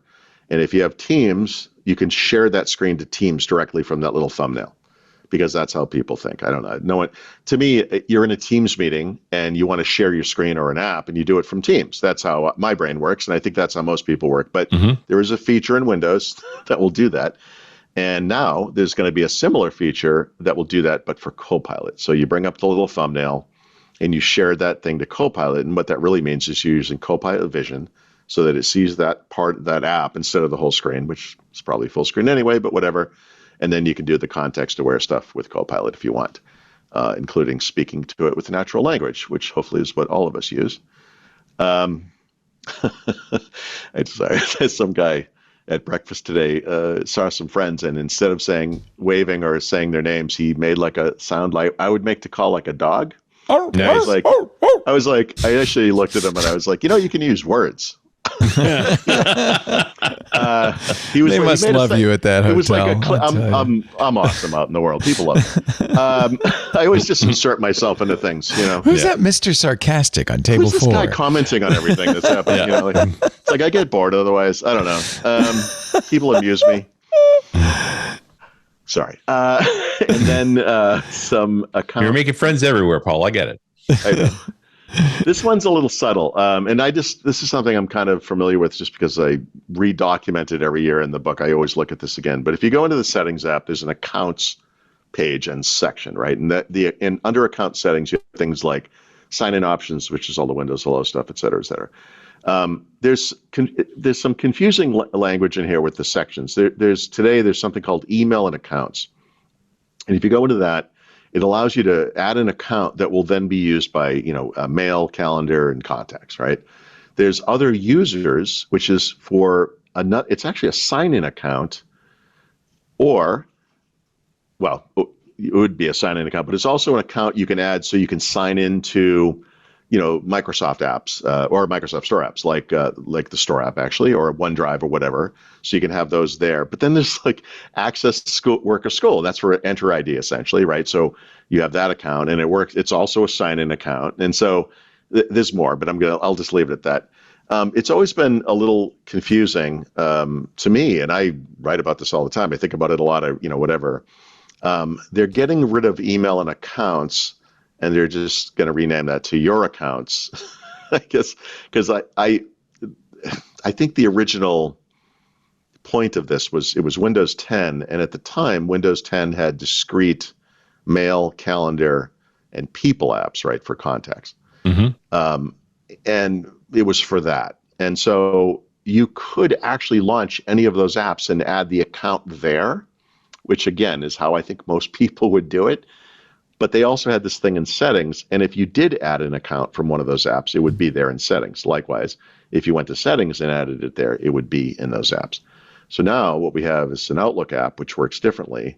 And so the instances in which you would use an online account, like I can't even think of one. Like it's an online account that's stored in Windows, your credentials, right? So maybe it's like an Apple ID or something, but you don't sign in with it. It's not a sign-in account, right? It's not a local account, a Microsoft account, or an Enter ID account.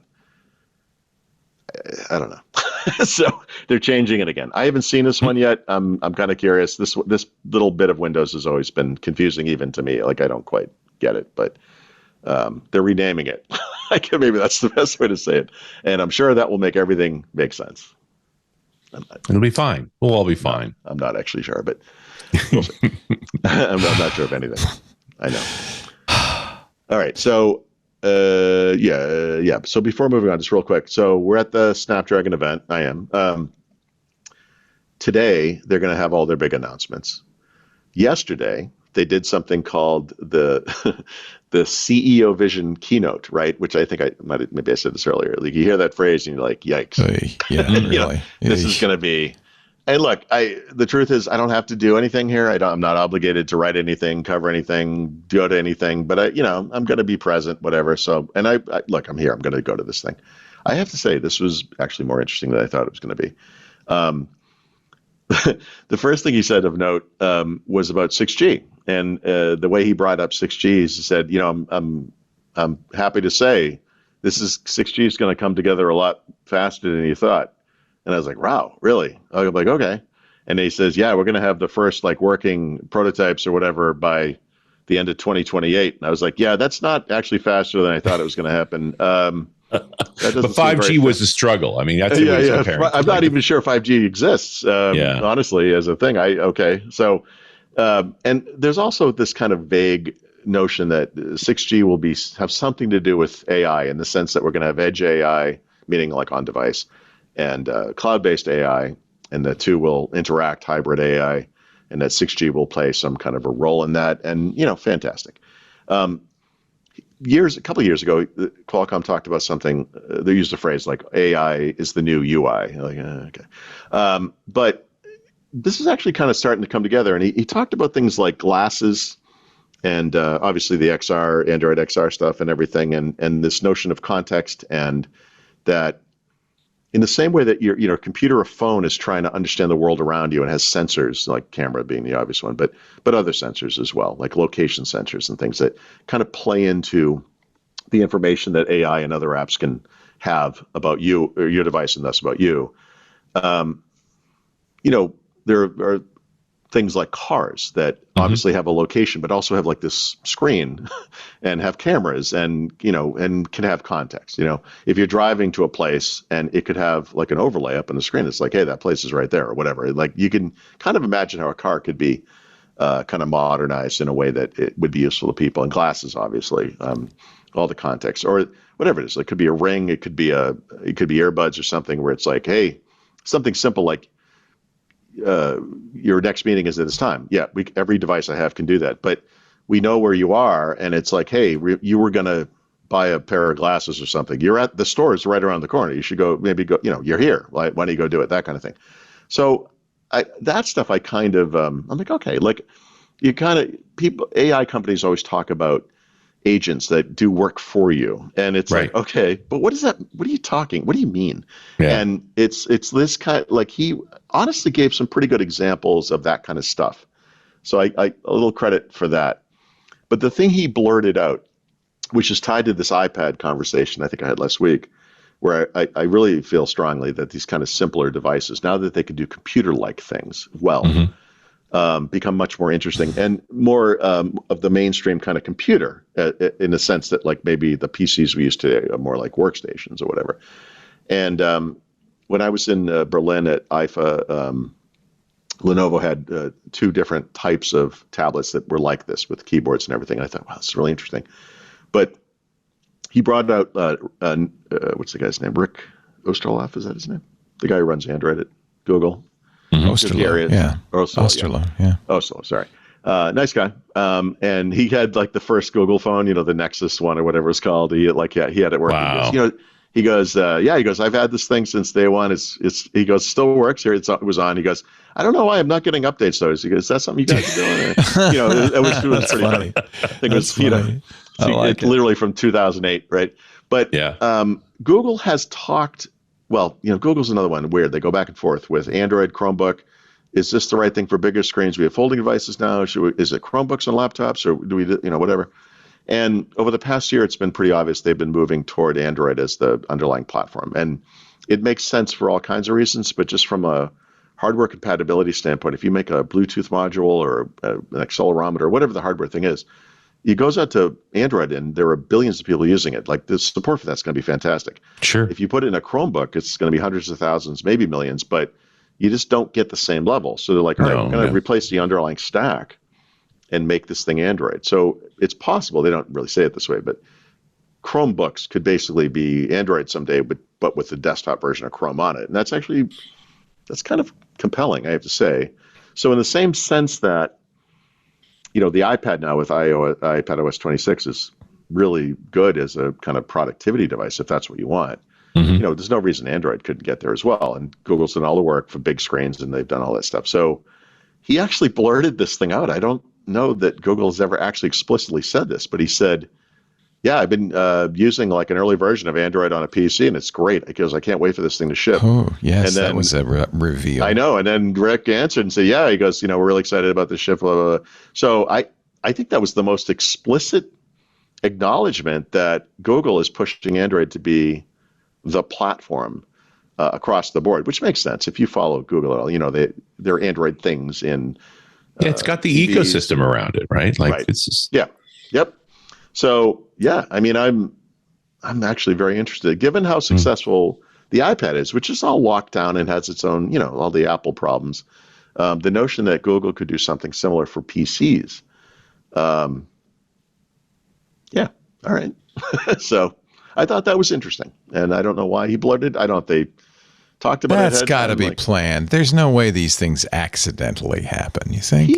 He said very clearly it was an off-the-cuff discussion, Leo. I don't know why you don't believe him. No, they probably... But Chrome OS never took off. It's a mostly closed source ecosystem, I think that's why they tried to make Chrome OS go, because they'd given away Android, essentially.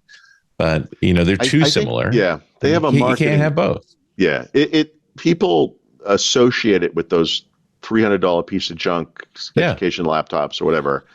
So they do the Chromebook Plus or whatever it's called with the with good specs, like almost Copilot plus PC specs. And it's like so now in Android they're working on a desktop mode, which is sort of there today, but will be there more in whatever, probably the third quarterly drop or whatever it is. But this is where they're going. So. You can find Android developers. You cannot find Chrome OS developers. I don't know if anybody would admit it. No, I mean, geez, I know.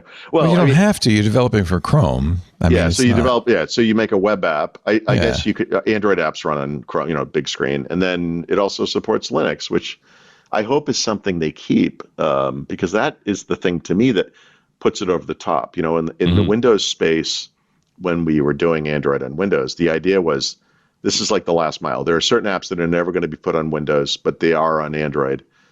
We can bring them to Windows. On Chrome OS, it's kind of coming from the opposite direction. They don't have the big desktop platform behind it. So we have web apps, which are fine for a lot of things. We have Android apps, but same thing, good. But then you can add Android, and that gives you things like Visual Studio Code, like the GIMP or whatever for image editing or whatever it is. Like Linux as a desktop platform is nothing like, well, not as good at maybe not as good, whatever that means, as for apps, native apps as say Mac or Windows, obviously. But those couple of things, that just kind of put that thing over the top for you. Yeah, being able to do Visual Studio Code on a Chromebook is actually a really big advantage. It's something you still can't do on an iPad, right? Yeah. And that's something I to fix. Yeah. I had a Pixel tablet until the battery tried to kill me. And after that, I was less enthusiastic. Right. That's why I leave mine in Mexico. But the reality, and your Linux point is well taken, but the average mortal is never going to make that work.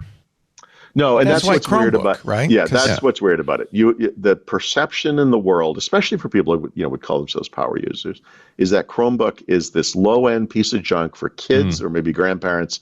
I don't want anything to do with it. And it's like, yeah, but you can install Linux. It's like, what? It's a curious combination of capabilities. Yeah, installing Linux on a Chromebook is like WSL on Windows. It's kind of it's an add-on, and it's for advanced. And it's a virtual machine essentially. And obviously, you need a machine with good. It's not a virtual machine. You're choning into it, so it's running on the hardware. But it's because Chromebook is Linux. Chromebook is a Linux kernel. You're just basically penetrating the UX. You're choning into Linux. Yeah, I got you. Okay. I didn't mean because I needed a signal client. The only way to get the signal client is Linux. Right. It has that. It feels like you're running inside an environment, but just to be accurate, you're running at full power, full speed. It's not okay, but it has to be sandbox, right? There's some kind of a. It's just a shell over Linux. Linux is the sandbox. Yeah. Okay. All right. I'm not a Chromebook expert, I guess is what I'm trying to say. What's amazing is there's some real, I bought my daughter the latest Samsung Chromebook with an OLED screen and the one with the ARM processor. With the MediaTek processor. Yeah, I'm very weird. I'm very curious about that. But it's nice. I showed you. But I want to experience it myself. I bet it's fantastic. And battery life is probably great. I'm sure it's silent or nearly so. Absolutely, yeah. And MediaTek is an example. It's not cheap. It's $700. Mm-hmm. No, but it's a Chromebook. It's a full computer, though. I would say. Almost no, with the exception of the thing I'm using here, which is $700. There's almost no such thing as a good PC for that price, right? Mm-hmm. That's just very uncommon. You'll always see these here are the best PCs to buy under $500. I'm like, you'd have better luck just flushing that right down the toilet. That's really true. There's a shame. No such thing. Because people buy these and then they really get a bad experience. This is what happened with netbooks. They get a bad experience and it sours. That's exactly what it was. Well, and as soon as you poke your way into the Linux shell, then you deal with driver problems and so forth. Believe me, I'm kind of looking forward to you doing this, Paul, because I haven't heard really good rage from you in a while. That one's going to get you. As soon as you realize the hoops you have to hop through for certain pieces of software you thought should just be a native client and is not, boy, there's going to be some love there. I try to project what other people might need or want when I look at these things. There are a lot of things that I think are fine for mainstream users that were it's not quite for me. Honestly, I don't know why people don't just buy a Mac.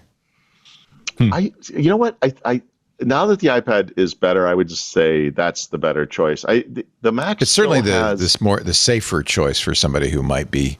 But it's also more complicated, and it's. No, I mean the iPad. I'm agreeing with you. Yeah.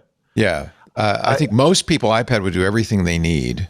Yeah. I do too. I really do, and I honestly, it does everything I need. Gaming, but right. But even that it could do it. It just artificially is not doing it. Apple is supposed to be bringing the A series CPUs to a low end MacBook. Supposedly this year, which is there will really be a $500 or $600 MacBook. I think when you have a MacBook Air that's gorgeous, like M4 processor for $999, which you can get on sale probably for $799 a lot of the time. That's perfect. I think it's no accident that Apple's bringing it to market. The rumor is in October. I'm going to guess October 16th or thereabouts. Somewhere in there. Somewhere in the middle of the month. Because I wonder if they're going to, I don't know. Most users will just stay with Windows 10 and they won't even be aware of anything. There you go. But by the way, so Microsoft is, I mentioned earlier, I think it was really aimed at businesses, but like, hey, consider Windows and ARM. In the Windows space, Windows and ARM is as close as we're going to get to that world, right? We don't have the opportunity we're not going to be doing an iPad device. Like this is not, that ship has sailed. But yeah, if you actually need or think you need a real computer, Apple coming along with we're going to guess and say $600-700 Mac now. I mean, they're going to get some people. And if you're kind of wanting Unix, there's a full, there's no futzing. There's a full shell. I run Emacs on it. I run command line utilities. There's a number of package managers, including Homebrew. There's a really good ecosystem around that. I feel like I always used to say on the radio show, Windows for business. Yeah. Windows is really, I believe, now I know I'm in the wrong place to say this out loud, but I feel like it's designed for somebody with an IT department. It's designed for somebody to use who has somebody else managing it, or they are the IT department. They're able and to be clear, the people who make that product have an IT department. Yeah. And also the which is fine. I'm not. I always said Windows for business and Mac for home users. If you don't have an IT department. Yeah. So my focus is not on business users, right? But rather on, I don't know what I'm going to It's enthusiasts, the game. If you're enthusiast, I can see why you want to use Windows, because you are your IT department. You can be your IT department. Yeah. Just grandma and grandpa shouldn't be buying it. And I say that as a person by near the way, 70. I said that last week, right? I said the same thing.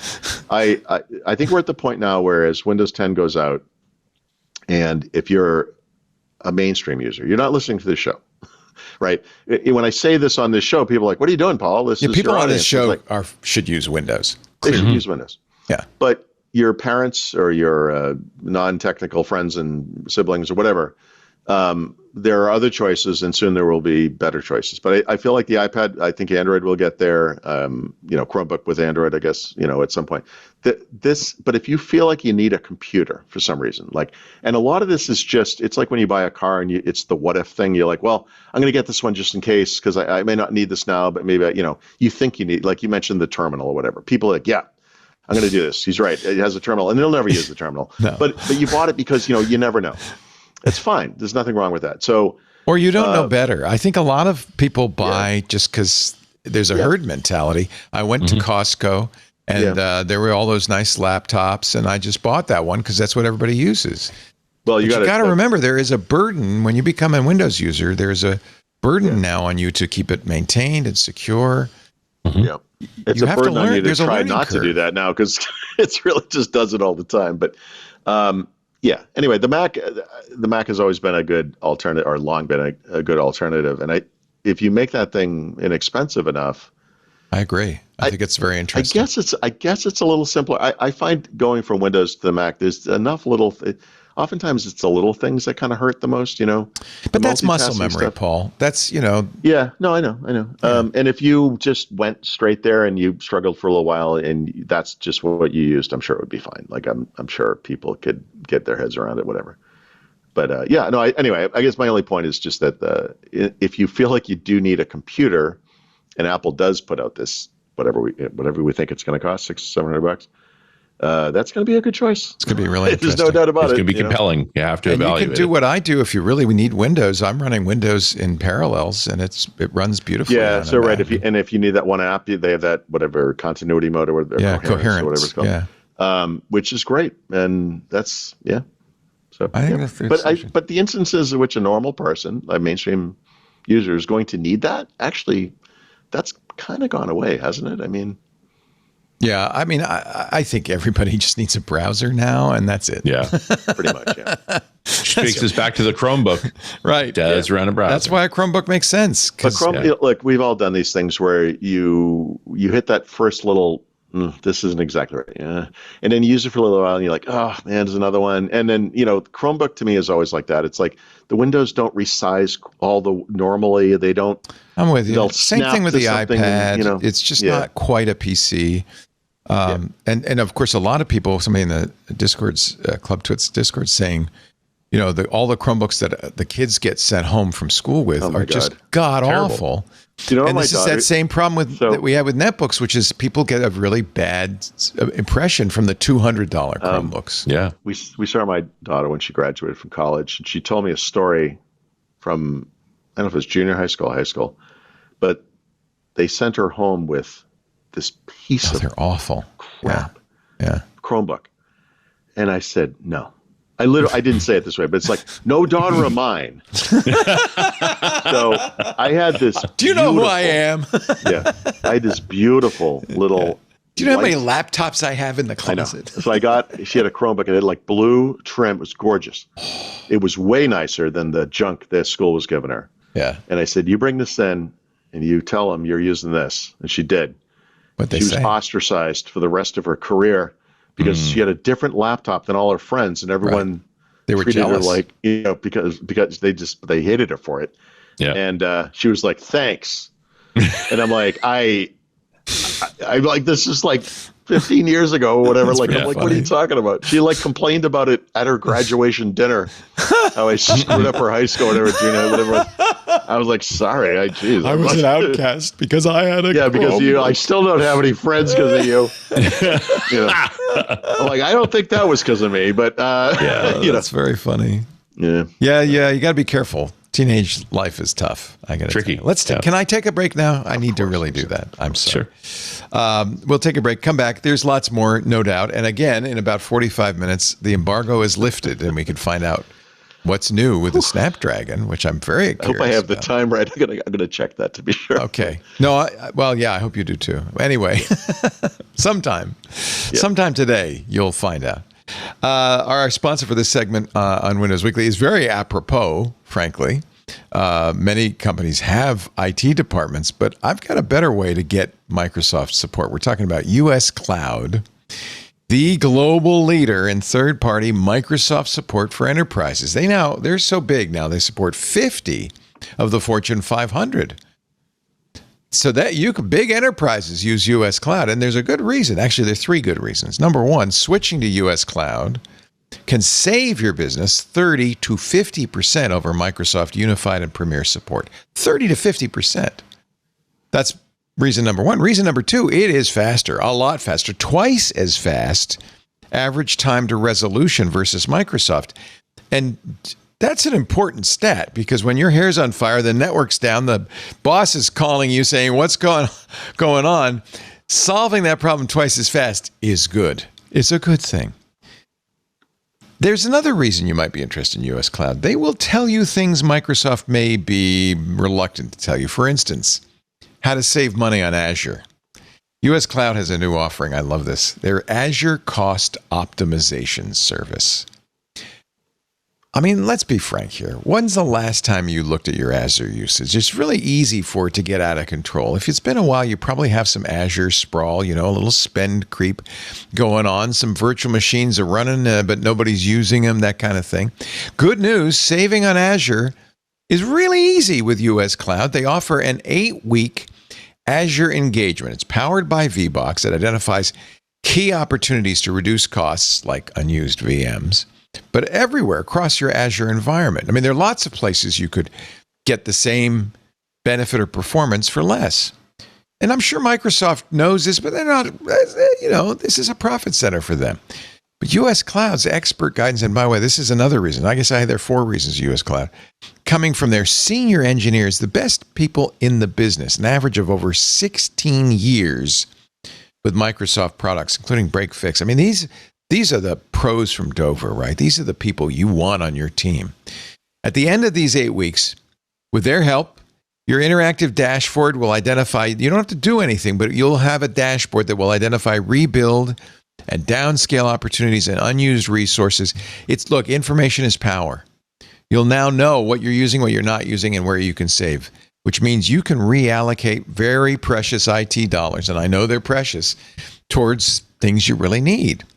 Although you could also do what a few US Cloud customers have done and keep the savings going by taking those Azure savings and putting them towards US Cloud's Microsoft supports. Completely eliminate your unified spend and the saving keeps on going. Ask Sam. He's the technical operations manager at Bead Gaming. He gives US Cloud 5 stars, saying, we found some things that have been running for 3 years, which no one was checking. These VMs were, I don't know, 10 grand a month. Not a massive chunk in the grand scheme of how much we spent on Azure, but once we got to $40,000 or $50,000 a month, it really started to add up. End quote. I bet it did. It's simple. Stop overpaying for Azure, identify and eliminate Azure creep, and boost your performance. And you can do it all in 8 weeks with US Cloud. So that's 4 great reasons companies switch to US Cloud. Visit uscloud.com. Book a call today to find out how much your team can save. That's uscloud.com. Book a call today and get faster Microsoft support for less. Faster, better, less. I mean, you can't lose. uscloud.com. Back to Windows Weekly and Paul Thurrott suffering in Hawaii. Just the air conditioning in this hotel room is brutal. This is probably a good time to be in Hawaii. It's fall. It's not super hot anymore, right? Yeah. It's pretty. I mean, I'll tell you though, it's humid here, and yeah, you're in the tropics. You really. I mean, Mexico City's dry because of the altitude. The weather there is so perfect, and it's pretty here. But the humidity is tough. Do you have the chickens in Mexico City? The rooster was running between my legs during breakfast this morning. We have Petaluma actually has on the books a law that says anybody in town can own chickens. Like that's because they're the chicken. We used to be the chicken and egg capital of the world. I said to Stephanie over breakfast because of this. I said, God help us if anyone in Mexico City ever figures out roosters exist. These things are going to be all over the city because, it's like, why do you have this thing? It's like we just like the sound of it. These people just love noise. It's crazy. Well, more significantly, roosters are hyper aggressive. Like they're nasty. Like and you don't want a rooster. Contrary to public opinion, it is not just at dawn that the rooster crows. Oh no, the cock crows at midnight, 2 a.m., 4 a.m., anytime it feels like it. Yep. Yeah. No. When we moved back to the Boston area from Phoenix, the first house we had in Dedham, not the one we were in for the long time, but the first one, the people next door to us had chickens and a rooster, and that thing woke us up. The first day we were like, "Oh my God, what is happening? Like, where are we?" But we get rooster crowing here too every day. That's okay. You get used to it. Yeah. It's better than the peacocks. We used to have peacocks, and they sound like somebody's being they're murdered. obnoxious. Well, so we have foxes where we live in Pennsylvania, and those things sound like someone's murdering a child. They sound so weird, they don't they? Scream. It's like a squeaky weird It's so cute, and you're like, what is going on there? Do not wonder what the fox says. No, you don't want to know. No. Anyway, on we go. Okay, where are we? So are we at AI? Yeah, where we are. So, oh God. Yeah, so I almost exclusively kept this to Microsoft this week, and there's a lot going on. Oh God, he says. It's just so much stuff. Our AI show is coming up. By the way, Intelligent Machines, 2 p.m., about an hour from now. Stephen Levy will be our guest, the great tech journalist. Yeah, I know you read Hackers. We love that book, and Stephen is a great contributor to Wired. Oh, no, that was Kawasaki. He's amazing. I love Stephen. So. I've read a bunch of his stuff, Yeah. Who hasn't? Yep. Yeah, he was, Time or Newsweek? I can't. He was one of those guys, too, for a long time, wasn't he? Yeah. Okay, so we all know, or if you don't know, please be advised, there is a rift growing between Microsoft and OpenAI. And this week it got blown wide open in 2 ways. I'll mention the smaller one first because it's in there somewhere, I assume. Yeah. So Microsoft is known to be working on its own, what we're calling now foundational models, right? Microsoft AI, the organization. If you use GitHub Copilot, I believe it. I could be wrong, but I think Anthropic might actually even be the default. But if it's not, it's one of the choices in there. And now they have announced that they're going to start bringing model choice, as they call it, to Microsoft 365 Copilot, and I would imagine eventually to all Copilots. Yeah, because they've been doing this in the dev space for the whole time. Yeah, right. This is not a novel idea. That's the thing. Like, you see it over there, and you're like, well, they're gonna, they're gonna do it over here. As well they should, right? Like, what are you doing? Yeah, and this goes back, I'll just, because it's another episode of Windows Weekly, I will mention the word orchestration again, because I really feel like the future of this stuff is this thing working on your behalf in the background and always choosing the right model. And it's something you don't think about or know about, you shouldn't care about. It's just we want to get you the right answer, and this is how we're going to do it. We're going to get you, push this thing through the right model or models, whatever it might be. And so that's starting, and it's just a subset of what Microsoft 365 Copilot does, but you will have a choice. And like right now, it's that goofy thing where some normal person somehow has to think about the model, and that's not what we're going to be doing later, but that's what we're doing now. But this is a little bit of the opening of the gate, right? Where to date, this stuff has been all OpenAI. But the bigger news, and it's big, is that Intel doesn't have $100 billion. Nvidia announced a $100 billion investment in OpenAI. And there's a lot that goes into this, and it's also changing already over time. It's just an agreement at this point. But let's just kind of... The structure of the deal matters a lot here. Yeah, it does. But this is just a shell game. This is just banking shell game for tax purposes and to make your balance sheet look good. I'll give you $100 billion, which you'll use to buy our chips, and then I get the $100 billion back, and there's no net gain anywhere here. It's just a shell game, right? Am I wrong? No, you're not. I wouldn't. The word "just" sort of suggests this is not a big deal in a sense. There's still $100 billion. Like, in other words, this is the rich. I know they're shuffling money around. I get it. But I'm going to get it back. It's like, Paul, I'm going to give you $5 to give me $5. Thank you. And look, we can both say, put on our books, hey, look at this big investment. Yeah. And I mean, it's BS. Okay, but yes, but it's also a play against Ellison, right? Like Ellison's threatening to do his own chip line. He's doing the same BS where they announced, Microsoft announced, or no, OpenAI, who was it said we're going to buy $30 billion in Network Operations Center. Microsoft did, yeah. Yeah, Microsoft. But it's the same shell game. Okay. But I'm sorry, I'm looking at this from a slightly different angle, which is that this is, to me, is more about the Microsoft and OpenAI splitting up thing. In other words, yes, I agree. As these two companies become more independent of each other, they can make these deals on their own. The thing that, to me, that's most interesting about this, other than the amount, is Microsoft didn't find out about it till the night before. Wow. They actually held on to this and then dropped it at the last moment. And unless I'm missing something, unless there was a secret change to their little agreement, Microsoft could have said no to this, I believe. I believe that they still have that kind of decision-making power over OpenAI. But we know from the shifting of their agreement, I think it was earlier this year, late last year, I don't remember. I don't think it's an accident. This occurred almost immediately after that, right? Yeah. Well, the fact that it was like, yeah, go. I really... This is they're having. I'll be with you. This is your kid has become a teenager. You can't stand each other. Yeah, and they have to, and you have some fight, and they're like, I can't wait to go away to college. And like, I can't wait for you to go away to college. Like it's. I think they're in that phase of their relationship. So, there was a relatively small thing. Remember, OpenAI wanted to buy a company that makes a developer, a pair developer AI tool of some kind. I can't remember the name, but it was basically something. Cursor or. No, I don't think it was that high profile. I think it was something smaller, but it was basically a competitor to GitHub Copilot. And they were like, no, you're not doing that.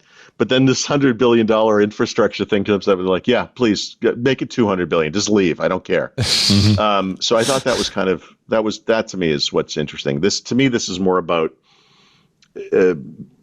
really communicating to the world that they're more independent of each other, and look, if you're worried about OpenAI, I think they're going to be fine, guys. It seems like everything's going pretty good over there. But also in the context of another development in our little industry here, where last week Nvidia announced a $5 billion investment. I'm going to put that one in air quotes too, because investments are kind of a strong term. What Nvidia did was flush $5 billion away into an Intel-shaped toilet And Nice. I look, I did this simple math in the article I wrote. I'll do it off the top of my head here with you guys again, but what they're basically going to do, and this will be good for Intel, is integrate some version of the RTX graphics chips that they have, which is, by the way, is quite good on a standalone graphics card for a laptop. The most recent Intel laptop I reviewed had a discrete RTX graphics card, and it plays Call of Duty at higher frame rates, at higher resolutions, and at more graphical fidelity than I've ever seen. Like, it's unbelievable. This thing blue screen like 3 times in a week, but it is unbelievable. It's unbelievable. So I don't know that the integrated version that will go into whatever future Intel chip, probably a Core Ultra or whatever, I don't know how that will compare exactly, but it's going to be a step up from what they have today, which, by the way, their graphics in Core Ultra today are actually pretty good. Mm-hmm. But what they're competing with here is AMD, and AMD's integrated graphics, which they call APU, is dramatically better. It's especially in the Pro high-end versions, astonishingly good. But it's fair to say RTX discrete, anyways, is much better still. Still considered the reference chipset, like for GPU. It's really impressive. So, okay, that's good. Now they'll still have their standard reliability problems. There's still Intel, et cetera, et cetera. There's some debate what this means to the future stuff, because when you think about an Nvidia Intel partnership, you're thinking, well, okay, so part of the deal is Intel will get their foundry going to some point where Nvidia can use it to make their chips. And no, Intel will probably never get it to that point, but that is absolutely not part of it. And also, they're not really described this way very often, but Nvidia is absolutely one of the world's biggest companies that make ARM devices. All of their data center chips are ARM-based. And that's not stopping. They're not moving to x86 or anything like that. So this, to me, feels political. And in our current environment, where we have a world where big tech is bowing down to our, crybaby in chief all the time, and Nvidia specifically is having problems with the Chinese government and with getting their chips into China, and there's some exceptions, but some others that are not exceptions.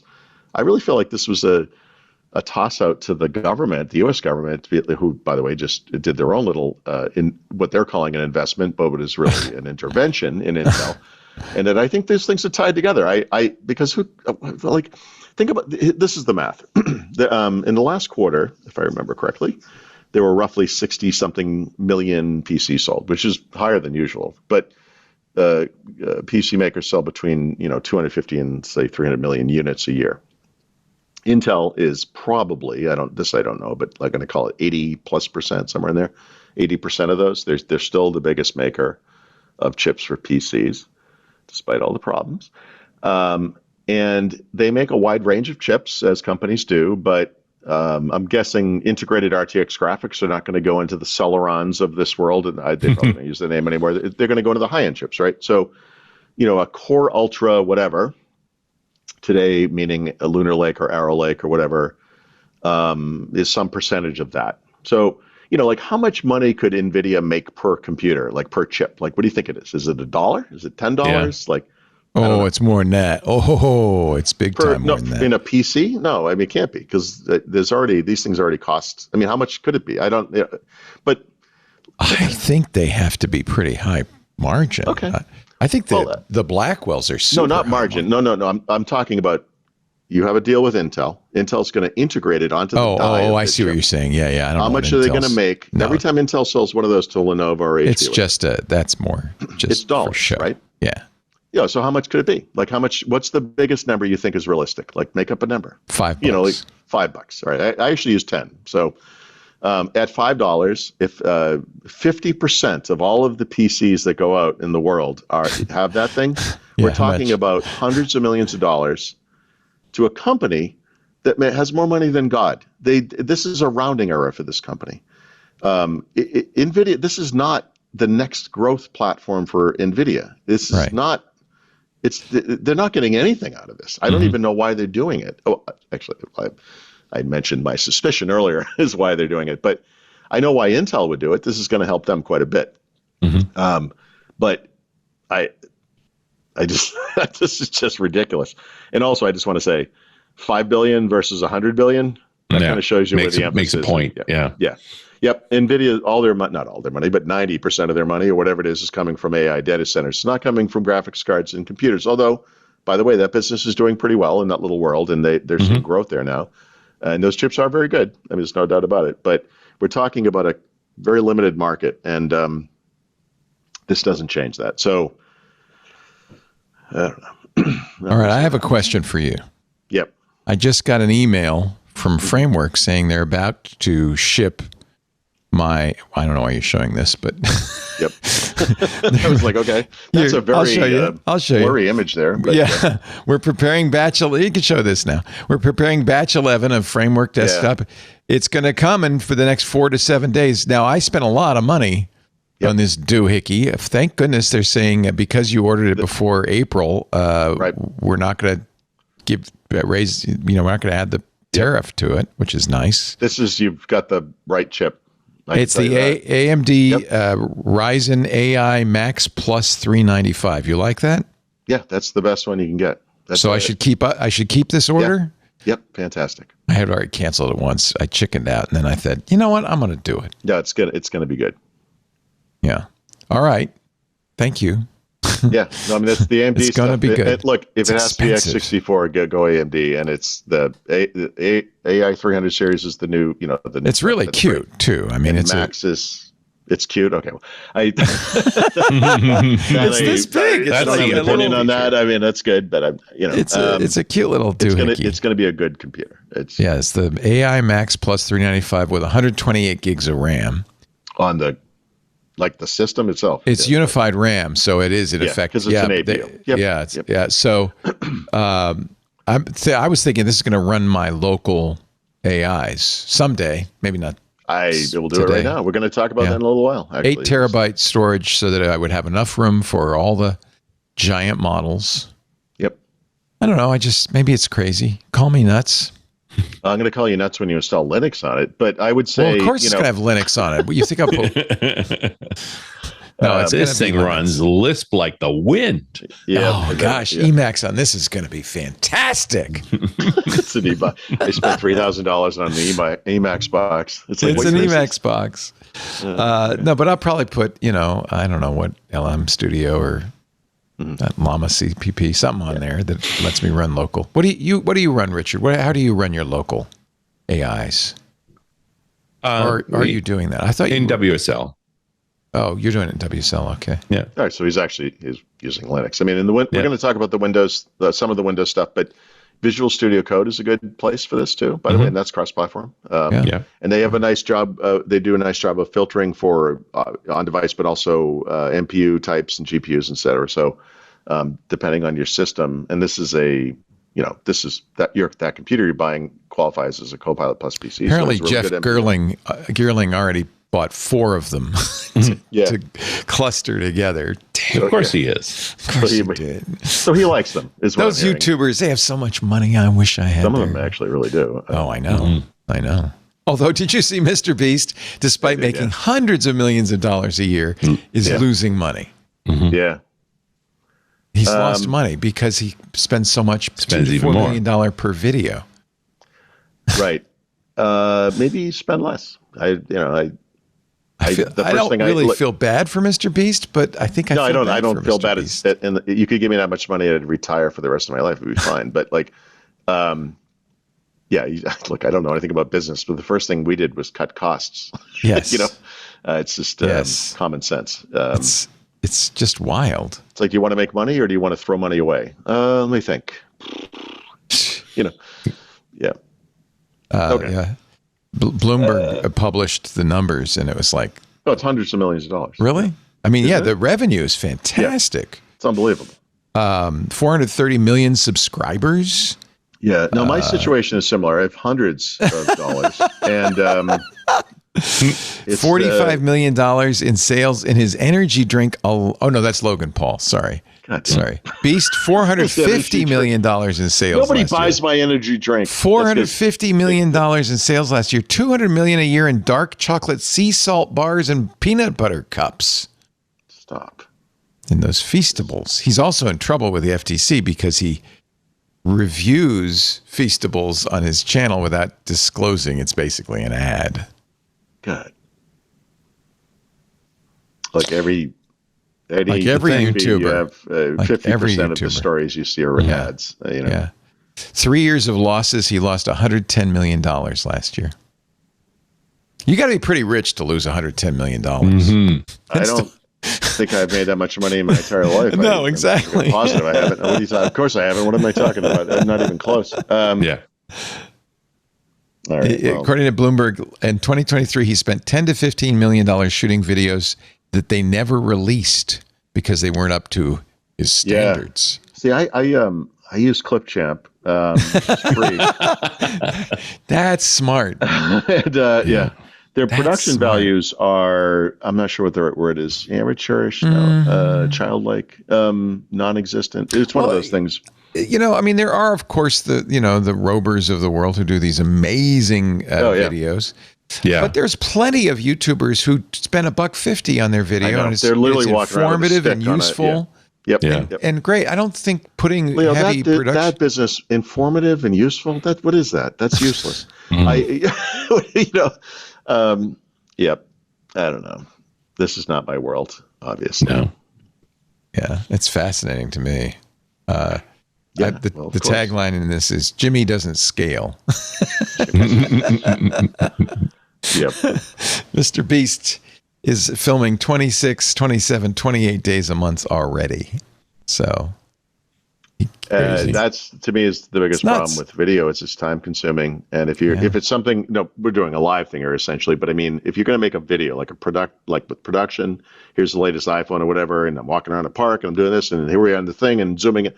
Like that's a 20-minute video that took like 3.5 days nonstop to produce. It takes a long time. It's hard. He started as a teenager in high school selling knives that he bought from China and marked up 500%. Yeah, that makes that, and then you can see how he landed where he landed. It's a really interesting. This is a great article from Bloomberg. Mr. Beast on his quest to turn YouTube fame into an entertainment empire. He's got a rein in his spending on Lambos. Apparently, that's what it says. That poor guy. Poor guy. I'm driving a 2011. My car is like. He's looking through the window, his nose pressed to the window in this picture from the Bloomberg, and he looks sad. Screw this guy. Mr. Beast is sad. Yep. Those fingers are doing the I'm squeezing your head thing to him, which I enjoy. I'm sorry, I didn't mean to distract. Go ahead.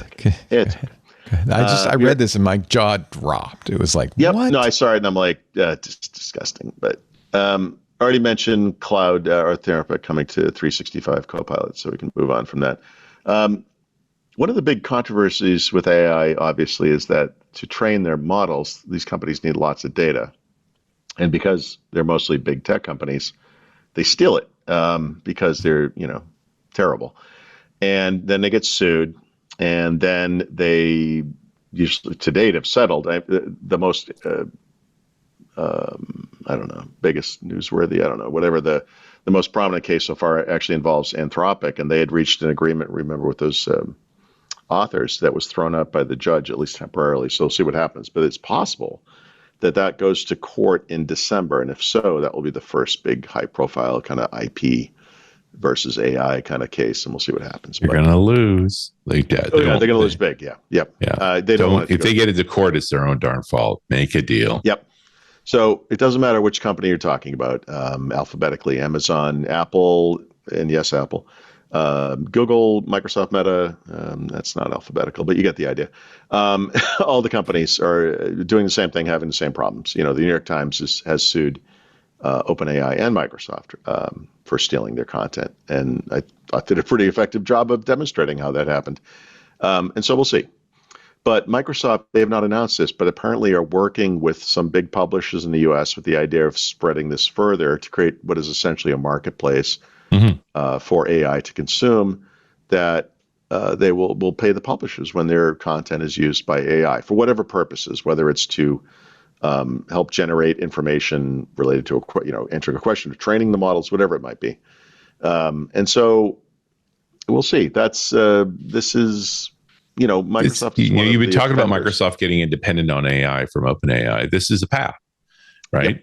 But they've also are looking at the pioneers and all the arrows in their back and saying, like, what do we do here? So and the marketplace is a great first step.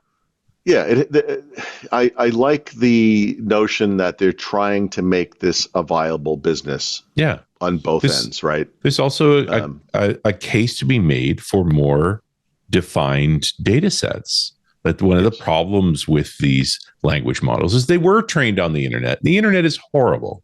Yep. And the consequences are apparent. So the idea that you would curate all the content you're going to train the model with, and make it valuable, like if that actually works, and nobody knows if it would, that could represent a step forward. Yeah. So there's all these different terms for this stuff. One of the ones I think everyone knows by this point is grounding, right? And in a quality over quantity sense, we've done the heavy lifting of training the model to work a certain way, but now we can ground it in what we know to be a high quality source of information, for example, which is what Google does with Notebook LM, and they have those notebooks that third parties can create. Kind of interesting. But to me, as a content creator, Leah would fall, all of us, actually, all three of us, and lots of other people, the notion of getting paid for the work you do is like, I know it's an old fashioned way to look at the world, but is not a horrible idea. So we'll see what comes of this. Microsoft has not even announced it, but we'll see. Yeah. If enough people sign up in that marketplace and it actually becomes a flow, then they make a case for, okay, we should start training models on this and see what we get. Yeah. Right. And if they start owning their own models, then they can just add them to their model selector engine, and you can decide which ones you like. Yeah. It's kind of clever, really. Yep. Obviously, in the AI space, agents are the big thing right now. And I don't know, maybe always will be. I guess we'll see. It seems like as AI evolves and as it's going to change everything, and I mean that in a very broad sense. I mean, the way that apps work, the way that browsers work, which are apps, obviously, the way that platforms work, the way that or the hardware devices we use. It's going to change everything, and agentic capabilities are a big part of that, right? So on the back end, we have things like MCP, where we're essentially adding it's not really a component model, but a way for apps or services to kind of expose whatever the ODBC of AI. Yeah, exactly. What he said. Well, yes, no, exactly right. ODBC. Yeah, no, but I mean, dating back to OLE and before OLE was DDE, right? In Windows, Dynamic Data Exchange, and then OLE, and then COM and COM Plus and DCOM and ODBC. Yeah, ODBC and all the data access, RDC. I don't remember all of them. It's been a long time, but all those technologies, like you have data, you want to interact with or you want to make it available to the outside world, but in a safe and correct way. Now, to be clear, ODBC is, hey, Microsoft's coming in sixth in databases. How do we do better? I know. Let's declare a standard. We'll make a standard. Right. Exactly. Right. Exactly. So that we can, connect more of our software. Yeah. Right. And that's what this all is. Right. And then we're seeing that in AI. For this to work, a lot of things have to happen. But one of those things is that the apps and the online services, et cetera, have to adapt and they have to change. And as they do, you'll have these agents that can be more and more powerful, whatever. So it's essentially an interoperability play. It's fascinating that the industry as a whole has pretty much agreed to how this is going to work. So we're all doing it, and you're going to see agentic capabilities everywhere. My app pick this week is actually about an app that now has agentic capabilities, and so we'll get to that. But all of the Microsoft stuff is going to be doing this, and so no surprise. There are already AI agents that are built into or can be added to Teams, and they're adding more, and they're going to add more over time. And of course they are. And Microsoft, for whatever, I mean, they're never going to get credit for this because this is kind of just foundational back end work. But our friend Jeffrey Snover played a big role at one point with the Microsoft Graph, which was a way to kind of de-silo all the data points that people had in their environments. You might have data over here in OneDrive or SharePoint. You might have data over here in SQL Server. You might have some kind of a SAP backend or whatever it might be. And, kind of be able to have apps and services that can reach out to those things. This is very similar, except for AI. And so these things will automate and do, this is that thing we talked about, like we'll do work on your behalf, whatever that means. Right. And so possibly. that kind of thing. Yeah. But they have to be able to get into the stuff. Right. And so not surprisingly, these agents are within the Microsoft space. So they're agents for things like Project, Microsoft Planner, Viva Engage, which I hate even saying out loud, SharePoint, on and on, of course, right? So these are just connectors, to let these things all kind of work together. Apple's doing the same thing apparently for the iPhone, Mac. Everyone's doing everybody's it. doing it. Everyone's doing it. If you have, got one. So like the new Pixels have, it's weird because there's different names for it and there's different little whatever, but the interoperability between things is interesting to me. So, my wife texted me the other day and she said, she asked me a question about, I think it was someone's phone number. And it popped up this little thing I'd never seen before. And I looked, it was, I already forgot the name of it. There's a name for this on the Pixel, but. The call screening? No, I'm sorry. It's an AI thing, Magic Q. And what it does is it if you're on hold. No, I'm sorry. It was a text message. She said, what is some person's phone number? And I was going to respond, and it popped up, and it said, from your contacts, this person's phone number is this.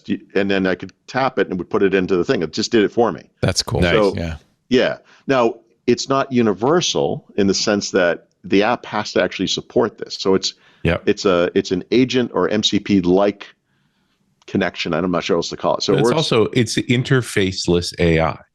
Yes. Right. Now the back end, it's very much an interface, right? But on the front end, it's neat because it this is a strong term, but it's anticipating.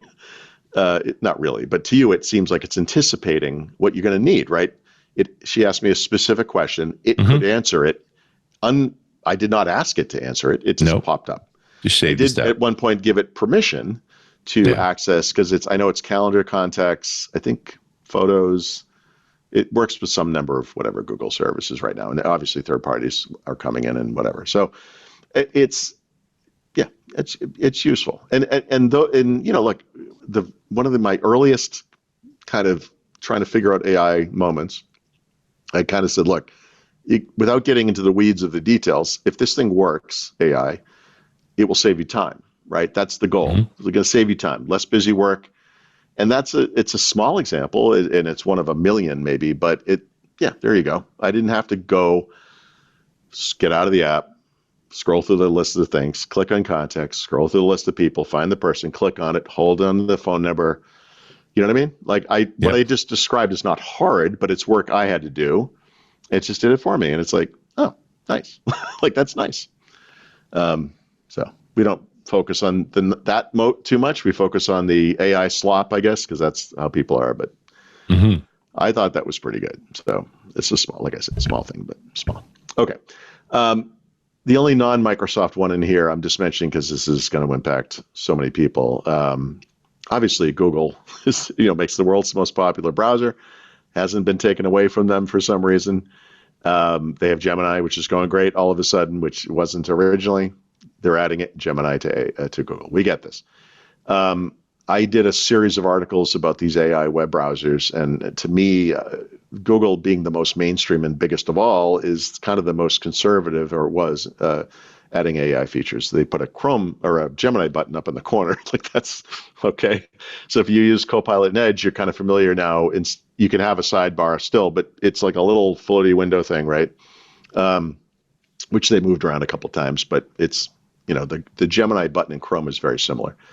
But last week they announced that they're expanding on that capability and then adding a bunch of stuff to Chrome, including over time these agentic capabilities. And all of a sudden it's getting a little aggressive. So the Gemini button I referred to before, you had to have like whatever they call the subscription, Google AI Pro or whatever, for that to be there at work. Now they've opened it up to everybody. And of course, there are limits if you're on the free plan and all that stuff, but it's there. And of course it's going to be there. It will integrate with all of Google's services, obviously, like Calendar, YouTube, and Maps, and blah, blah, blah. It does all that stuff. But a lot of the features they're talking about right now aren't there yet. It's like the agentic stuff is coming, et cetera.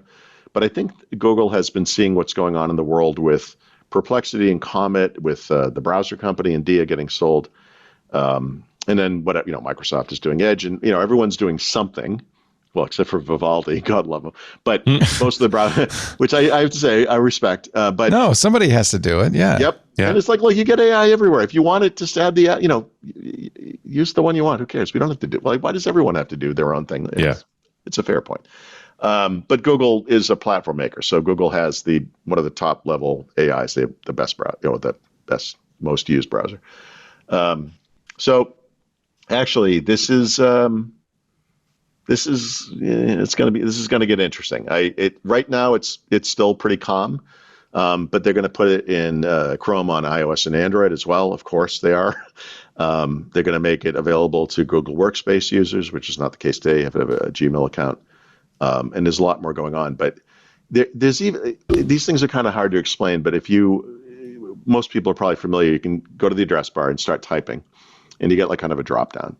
And if you're asking a question, sometimes you just get the answer right there. You don't have to actually go to a thing, And if you are familiar with Google Search, you know that there's like this AI mode, and they also have those AI answers and those kind of things. And it's controversial, but whatever, it's a thing.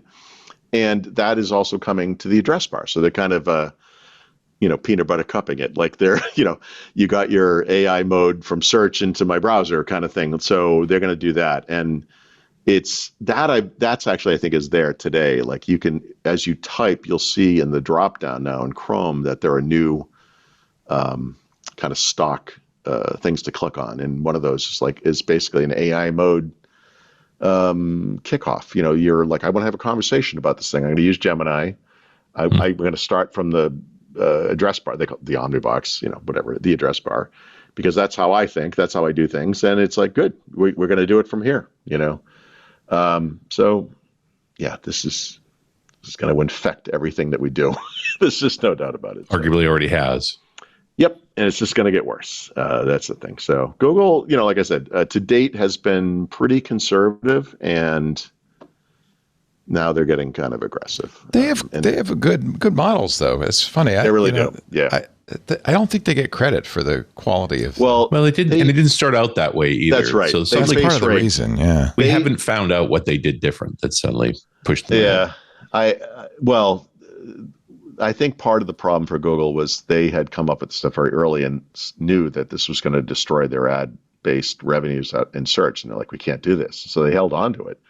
And then when Microsoft just came out, as they did, whatever that was 2.5 years ago, with what now is called Copilot, but at the time was nothing, I don't know, whatever it was called. I think they were just caught unawares, And so their initial response was to scramble, and they did pretty poorly, Yeah. And, they had Bard originally, and then eventually it was Gemini. But, they did pretty bad. And they also had that really high-profile failure with the image generation stuff, where it was creating like crazy images of, I don't know if it was Nazi imagery, or I can't remember exactly what was happening, but it was also really bad with people. And now they've got Nano Banana, which everybody thinks is incredible. It is and incredible. Vio and Yep. And when I, as part of one of the reviews I did for the new Pixels, I took a couple of just photos or whatever. One's like a selfie of my wife and I. One's me standing up on a hill or whatever. And you use Vio, whatever it's called, to animate it into like a little, whatever it is, 8 to 12 second movie. And yikes. It's amazing. It's unbelievable. Yeah. Hey, do you use any of these agentic browsers, or do you eschew that? No, I'm trying to keep a foot in. That's Perplexities is Comet. Yeah. Recently, I've been using Edge because I just want to kind of understand what's happening there. But now that this stuff is happening in Chrome, I'll probably switch that for a little while and just kind of get a feel for it. Because I looked at it, it's probably months ago now, and at the time it just wasn't that impressive. But I wouldn't pay for it personally, but you get Google AI Pro through like a Pixel purchase or whatever. So you get that in there, and that's helpful just to kind of have a better understanding of how it works. But the notion, like you just said, to use an agentic browser, we're all going to be using Agent. Like you won't be able to not use one. You'd have to go out of your way. You'd have to really try, not to soon. This is the way this world's going, but it makes sense. I mean, this fall, there's a whole thing here in, headline news and then the internet and everything, like kind of killing our attention spans. But we've lost the ability to read long form content for the most part. I don't know that browsing, as you think of it, this notion of going to a site, reading something like a kind of an obsolete concept, like a person from the 1800s, Yeah. It's like a person from 2021. Exactly. That when the world was not just black and white, it was sepia toned, But this is, for better or worse, the world's changing. Hey, you didn't want to browse. You wanted to get an answer to something. Yeah, that's the thing. I did have there's a lot, like this comes up a lot. I brought it up earlier today, but this group of people who just kind of knee-jerk reject this outright, And there was a guy as part of a debate over this stuff. This is months ago now, but he said something like, "Does anyone else just miss, like, you could just go to your favorite GeoCities site and, it was great." And, and I was like, yeah, no, nobody does miss that. I mean, what are you saying? No. What are you talking about? You just gave me PTSD mentioning the Geos. Yeah. What are you talking about? Yeah. So, I don't know. Let's take a break. We got another half hour. The embargo is lifting as we speak. Is that right now? On Snapdragon, so we'll talk about that in a little bit. We got the back of the book still to come. Right. Xbox segment. Well, you check. You got a minute to check while I talk about our sponsor, Cashfly. This show literally brought to you by Cashfly. When you go to our website, it's coming to you from Cashfly. That's our content delivery network. For over 20 years, Cashfly has held a track record for high-performing, ultra-reliable content delivery, serving more than 5,000 companies in over 80 countries. We know because we're one of those companies. At Twit, we've been using Cashfly practically since the beginning. We love their lag-free video loading. You may not know it's Cashfly, but I bet you love it too when you start those videos. Hyper-fast downloads, friction-free site interactions. You'll be in good company with groups like Adobe and Microsoft and LG, the NFL, and many more that rely on Cashfly. Cashfly's proof is in the petabytes. Events stream smoothly to millions of concurrent users worldwide. Less than 1 second latency. Online games start 70% faster. They scale instantly and they play without lag. Software downloads flawlessly during releases, patches, and updates. HD video plays on demand with ultra-fast sub-second start on every device. By the way, this is important. When people come to your site and they start a video, if it doesn't start right away, they'll leave. I know, I'm that impatient too. Podcasts like ours reach global audiences at record speed at any scale. We literally deliver more than 2 petabytes a month of data via Cashfly. That's a lot of data.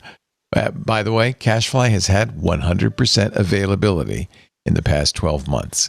We like that because we don't want to get those complaints. Hey, I can't get your podcast. And it never happens. Cashfly delivers rich media content up to 158% faster than other major CDNs.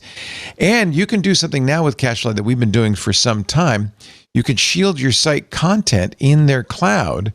The other thing we really liked about Cashfly is they were very flexible with us as we got started. We didn't really know, we had a variety of services. We didn't know what our peak load would be. You never pay for service overlap with flexible month-to-month billing for as long as you need it at Cashfly. And then, once you figure it out, discounts for fixed terms once you're happy.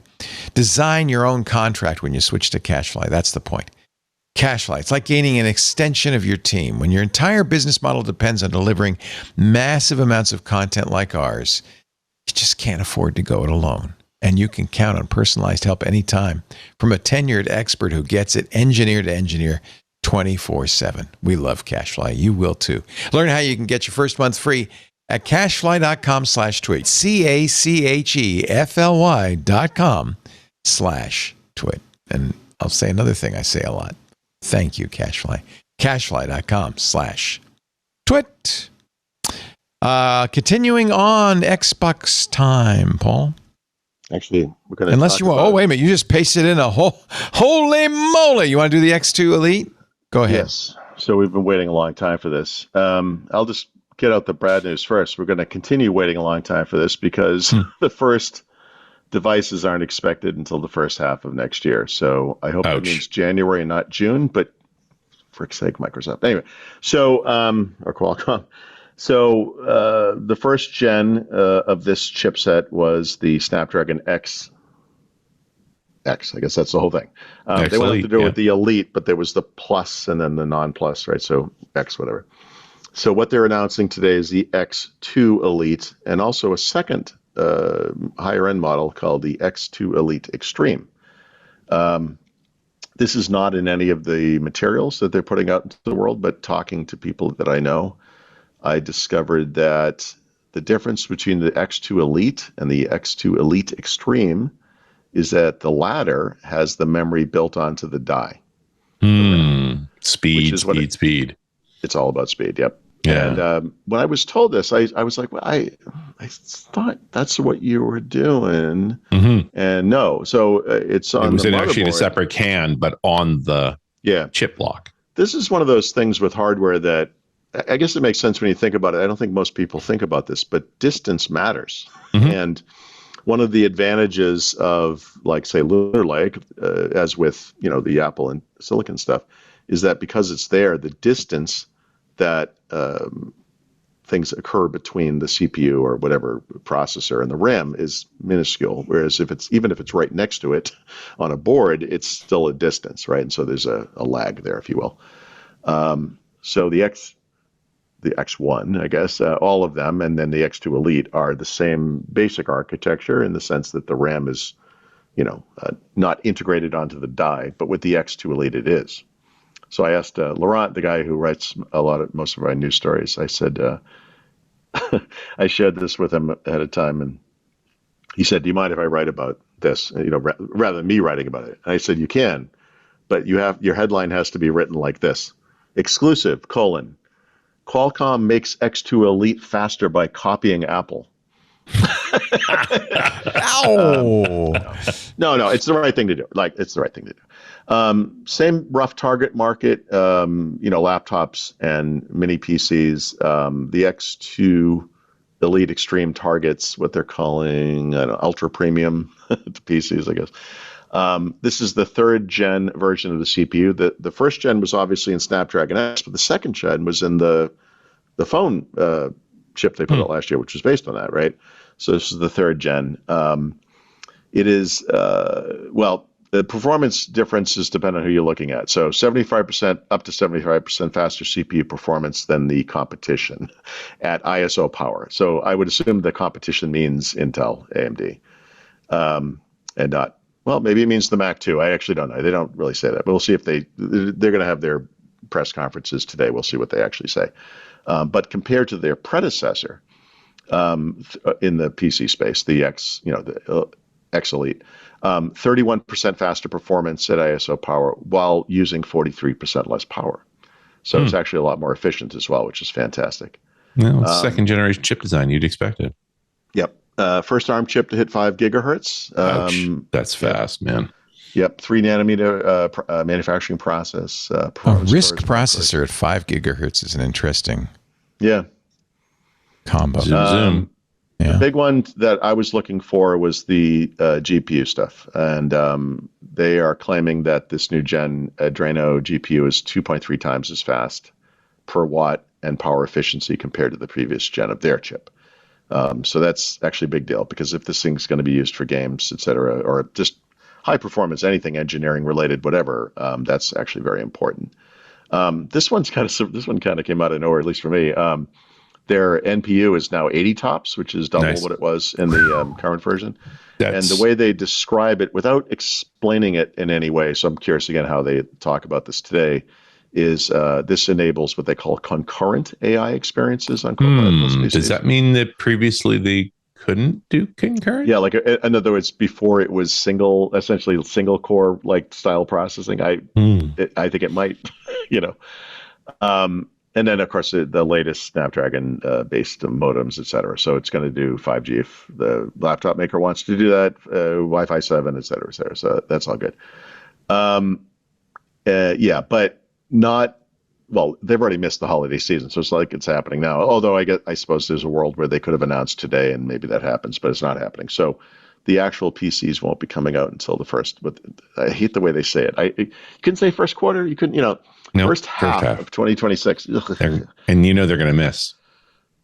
This might be ready for Christmas 2026. Actually, yeah, I bet they're gonna. I bet they do the May reveal, June, like they did. I'd also point out that when they originally announced the Snapdragons back last June, it was only the Elite. The pluses and stuff came out later as the binning numbers came in, right? So right now, these are all going to be fast because they haven't made them. Yeah, so this is right. So I don't know anything about what else they might do, but yeah, you're right. So there were 3 revs of this post original launch, right? So there was the Plus, which became, or was, I think originally 2 or 3 different models. They did an 8-core Plus. And then they did the X, which is like not Plus or Elite, just X. And it's basically the same as the 8-core Plus, but without whatever burst processing mode. And that's what I have. That's what I'm using in this thing. And it's even the low end one's fantastic. That's the thing. Like these are great chips. Like they're really, really good. So we'll see. Oh, they announced something for a phone too. I don't pay attention to that crap. So, so I got a question, and somebody Paul is asking this also in the Discord chat. Is the Microsoft exclusive with Qualcomm still in effect? Nobody knows. This is always private. So Microsoft never announced this exclusivity either. We just presumed it was true. But it seems to be true. We've absolutely heard. I mean, not directly from Microsoft. It's true. It is true. And we'd also heard it had expired, but apparently it hasn't, unless Microsoft's so happy with Qualcomm. Well, they did. Honestly, they did hit it out of the park, but. They're, again, not confirmed by Microsoft, but allegedly had extended it. So I don't know if it's going year to year at this point, but, MediaTek is known to be working on something with or without. Well, that's what that Nvidia. Chromebook has, is a MediaTek processor in it. So yeah, and when I covered that at the time, if you look at that MediaTek processor, it is a Copilot plus PC spec chip. It makes all of the requirements. Right. And but they don't put it in a PC, a Windows PC. Not yet, but they're going to. MediaTek has. I'm on the MediaTek kind of media thing now. If that makes it a press thing, which I never was before. I don't think they're in Maui. I think they're going to do it in Indiana. I think they're doing it at the Newark Airport Hilton Express. That's fine. Look, hey, but you get breakfast, so that's yeah, exactly right. Yeah.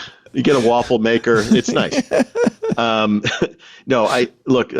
chips, I don't know that much about them, but they're used in high-end Samsung tablets. They're used in a lot of Chinese phones that are high-end, like not cheap phones. I mean, and they just released a new phone chip too, by the way. But now that I'm on, it's clear to me that I'm part of who they think of now because they're getting into the PC space. So that's imminent, even though it hasn't happened yet. It's absolutely imminent. I was curious. I mean, it seems it's all Qualcomm all the time.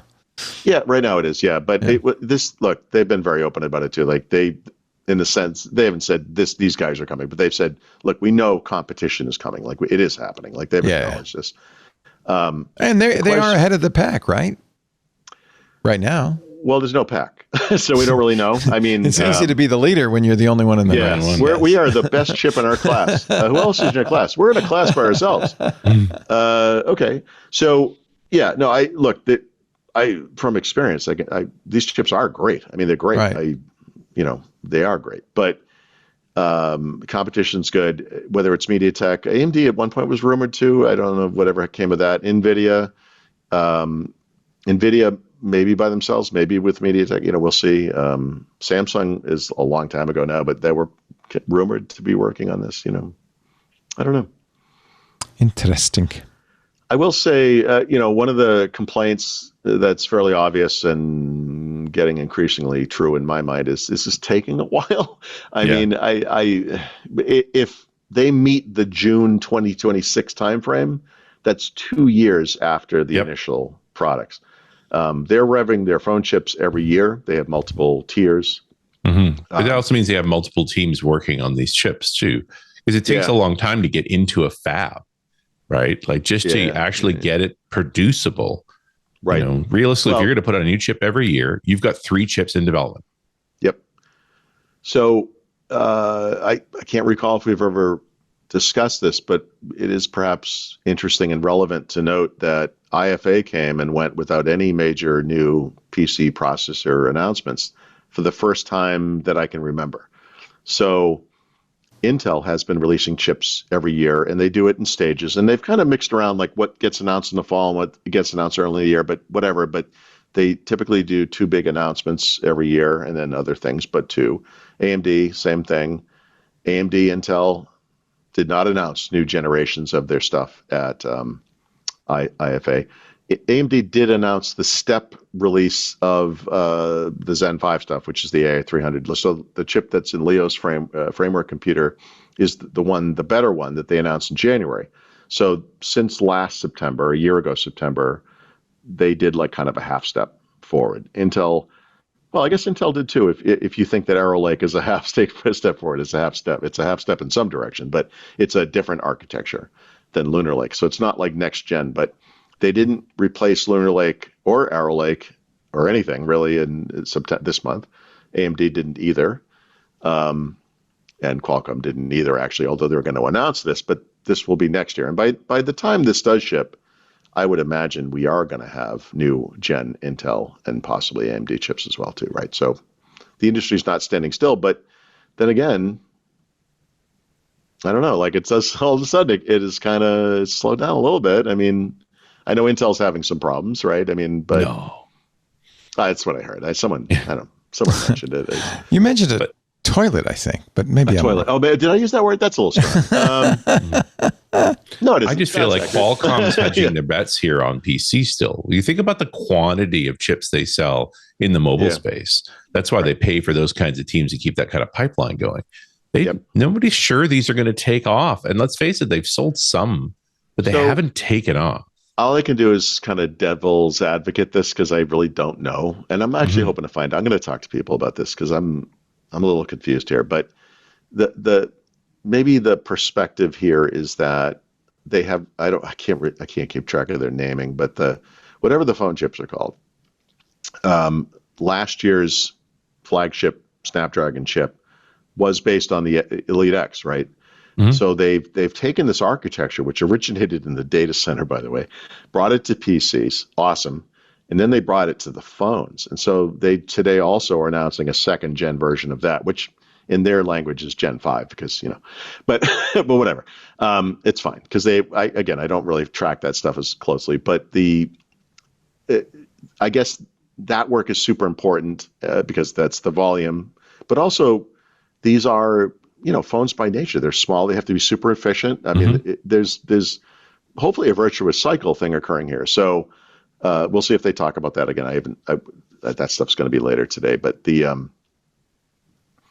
whether the phone chips kind of informed what they're doing on PCs. If that excuses a 2-year time frame instead of a 1-year time frame, I'm not really sure, but that's my guess. It was really more strategic for them to get that going, and they did bring Snapdragon X down to lower end computers, and if it wasn't for tariffs, I mean, the thing I have.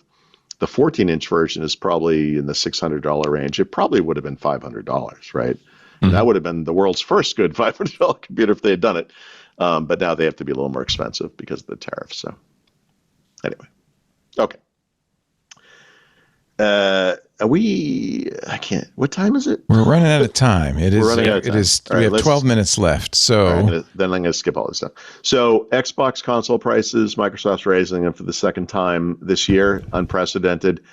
If you look at the announcement, which by the way was made on the support website for Xbox, which is a little weird place for an announcement, there's an even weirder bit of language there where they say, all right, this is happening. It's happening on October 3. The prices, by the way, if you had bought an Xbox Series S 1 year ago, would have been $349. After this price hike will be $449.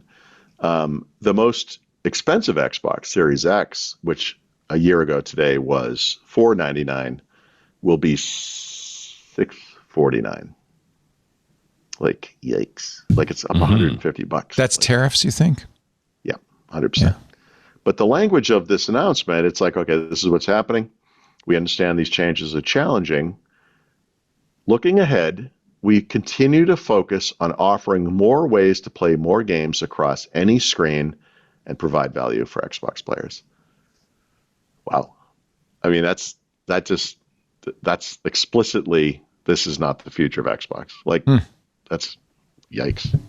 So it's like, well, if you think this is expensive, maybe do it somewhere else. Because that's their strategy. So that's big. And then, gaming Copilot. So this was the thing Google's copying this with Android, right? So Google this week announced something called the Sidekick, right? What's another word for Copilot? For games, right? So if you play games on a PC, you can bring up the game bar and you get that little mini Edge browser where you can look stuff up. Like, okay, cool. Now they've added the gaming Copilot. That's live. I've actually seen it. I've never used it because, God, who would use this thing? But whatever. You can chat with the thing. And the future of this is you're playing a game and you're talking with it as you play. Or it's talking to you and saying, hey, it looks like you're having a hard time getting by that ogre behind the hill there. Here's the way to do it, or whatever. Like, that's where this is going. And Google is doing exactly the same thing on Android. So if you play Google Play games on your Android device, you're going to get Gemini popping up doing exactly the same thing. It's like exactly the same. And that's kind of fascinating to me. So there you go. There you go. There you go. We're going to take a quick break because we're moving right along. We got the back of the book just around the corner here. Just a reminder that this show exists. All the shows exist. Twit exists thanks to the generous contributions of our Club Twit members. See those Club Twit members? They're all hovered there in the Discord. We think it's a really good value. $10 a month, $120 a year. There's family plans. There's corporate plans. There's even a 2-week free trial if you're at all skeptical. But let me tell you what you get. Ad-free versions of all the shows, access to the best darn social community in the world, which is the Club Twit Discord. And inside the Club Twit Discord, wow, where'd you find that picture of me? That is a bit of ancient history. Inside the club, this is from a video that I made many, many years ago on how to build your own PC. And in this video, you could show the screen, Kevin. I actually cut myself, but because it was a cheap production, we kept on going. And I think you haven't really built your own PC until you injure yourself doing it. Well, there's a rule. You have to have blood in the case. You had blood too, didn't you? Yeah, I did. Absolutely. Yeah. So see, it all holds true. Everybody's joined the Twit. Well, I wish everybody was the Club Twit. We would love to have you. It makes a big difference. 25% of our operating income comes from club members. If you can see your way to spending the money, I ask you, please help us out. If you like what you hear, if you're getting value out of this, I think it's worth the money. If you do too, twit.tv/clubtwit. And I promise not to cut myself if you don't. Continuing on, the back of the book, we got some stuff to do in the next 10 minutes, including Brown Licca. But let's start with Paul's tip of the week. I don't think you've built a computer unless you've cut yourself, by the way. It's true. I'm going to blow through most of this. Notion 3.0 is out. They're adding agents. I noticed. I couldn't get to it without tell you about it too. Yeah, they're proud to tell you about it. Oh yeah. Have you used it? No. I'm most interested that they're not charging for it. Like you pay, you get more, but you can actually use it on the free plan. So it's actually, you can try it. So that's interesting. That's interesting. The book iWar came out. This is the thing about all the companies like Spotify, Epic Games, instead of going after the Apple tax. Worth reading. There's not a single revelation in it if you've been paying attention. It's stuff, there's no new information, but it is a solid kind of chronological retelling. I wanted to do this. I don't really have enough time for this, but I wrote this thing. I told a story. Take about your time. It's okay. Well, I want to make sure Richard has time too, but that's okay. I'm sorry. You know how we all have these stories we tell. We tell repeatedly. So you get a good story, it's like it just comes up, whatever. And I realized, like, one of the stories I tell is about this bartender we know from back home, and we go to this place every Friday. And my wife was away this like a year ago, and I just went by myself. And I walked in the door, and Maddie is her name, and she held out her hand and she says, "Give me your keys." And I'm like, what? She's like, give me your keys. And I'm like, why? I haven't been drinking. What are you talking about? She goes, give me your keys.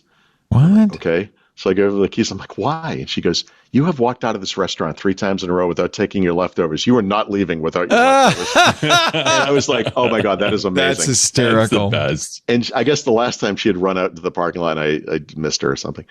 And I was like, I love you. That is so good. And I just told, like, we know a lot of people who are bartenders or work in restaurants and stuff. And I just told this story about her, and we'd come back from Berlin or whatever. And I was like, we saw her, and I was like, I gotta tell you this. That's funny. I tell a story about you all the time. And of course she loved it, but the people who she works with were all over listening to the story, whatever. And it sort of occurred to me, like, a kind of a fun mental exercise would be like, for the people you like really care about, like, come up with like one story that from your experience with them over time that tells people without knowing them something about that person that is meaningful. Like you, without knowing this person, you already kind of know something about her, right? It's like, she's really cool. We love her. Like, she's great. And I thought, because we're doing Windows Weekly, like, Richard is one of those people for me. And Aww. Before, we've traveled together, we've done things, we do the show now and everything, but like a million years ago, there's all kinds of stories I could tell about Richard, but like, we had a meetup at it was a Microsoft event. It was in Florida, I think, and we had like a meetup, and so Mary Jo and me and whoever else, and it was mob scene. And I do that thing that I do at these meetups where I'm like holding up a wall in the corner, and I'm just like, people are just like surrounding me like it's a zombie attack, and I can't get out of there. And Richard and I had talked earlier, and I was like, hey, we're gonna be at this thing. We should, we could hang out and talk or whatever. And it was very clear that this was never going to happen because it was so. It was just so busy, it was too many people. So I saw Richard. I could see him across the room, and I could see him, like, he's over here. He's talking to someone else, and I could see him, and I'm like, I want to go talk to Richard, but I can't. And at some point, Richard pushed his way through the crowd of these people, and he handed me a drink, and I'm like, what's this? He goes, you need a drink. And he said, look, you're obviously busy. It's fine. He's like, and I was like, man, that was so thoughtful. Aww. And that's isn't that sweet? But that's Richard, right? I mean, like, he's just very thoughtful. He's a Mitch. So yep. I think for a lot of people, it's like, we should talk, let's hang out a little bit. And then you go there, and I'm talking to other people. So some people would be like, oh, what a dick, And Richard was like, I get it. Like, he's thoughtful. So I like this tip. Pick one story for everyone you care about. I like it. And then if you get the opportunity, because this is the thing that just happened, was like, then tell that person the story. Blog it. Or tell them. Yeah. Or blog it and send them the link. Yes. Sometimes they might not remember it, right? Which is kind of funny. Or they don't remember it, or they didn't maybe attribute the same. This is really sweet. I really like this, Paul. I like it. Yeah, it's a neat idea. I think. It's a neat idea that I came up with. So obviously it's a neat idea. But I think it is a neat idea. Like, I think it's a fun thing. I think anything that increases our connections with human beings, especially for us as technologists and people enmeshed in all of this, is a good thing. I think this is a brilliant idea.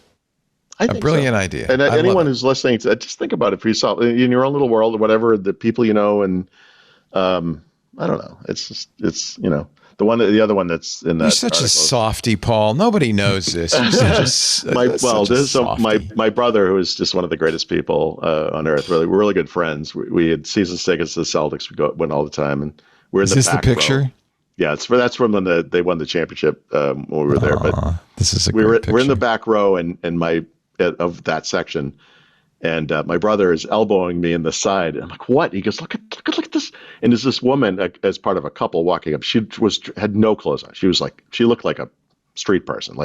And this is the middle of the winter, and it's in Boston. And this is not how people look or dress. And it was like, she really did stand out, but she was gorgeous. But I mean, it was like weird. And I was like, okay, Jonathan, get over it. Calm down. And so we're watching the game, and then people walk up behind us, and because we're in the last row, you can kind of sense it, and you can tell they're kind of arguing. They're not sure if they're in the right place. We both turned around. It's the couple. So my brother goes, oh, you guys are over in the next section. They're like, thanks. And they start to turn around and walk out. How'd you know? The guy stopped and came back. He goes, how do you know that? So I turned in my chair to face my brother, and I said, yeah, Jonathan, how did you know? And he turned red immediately. That's so funny.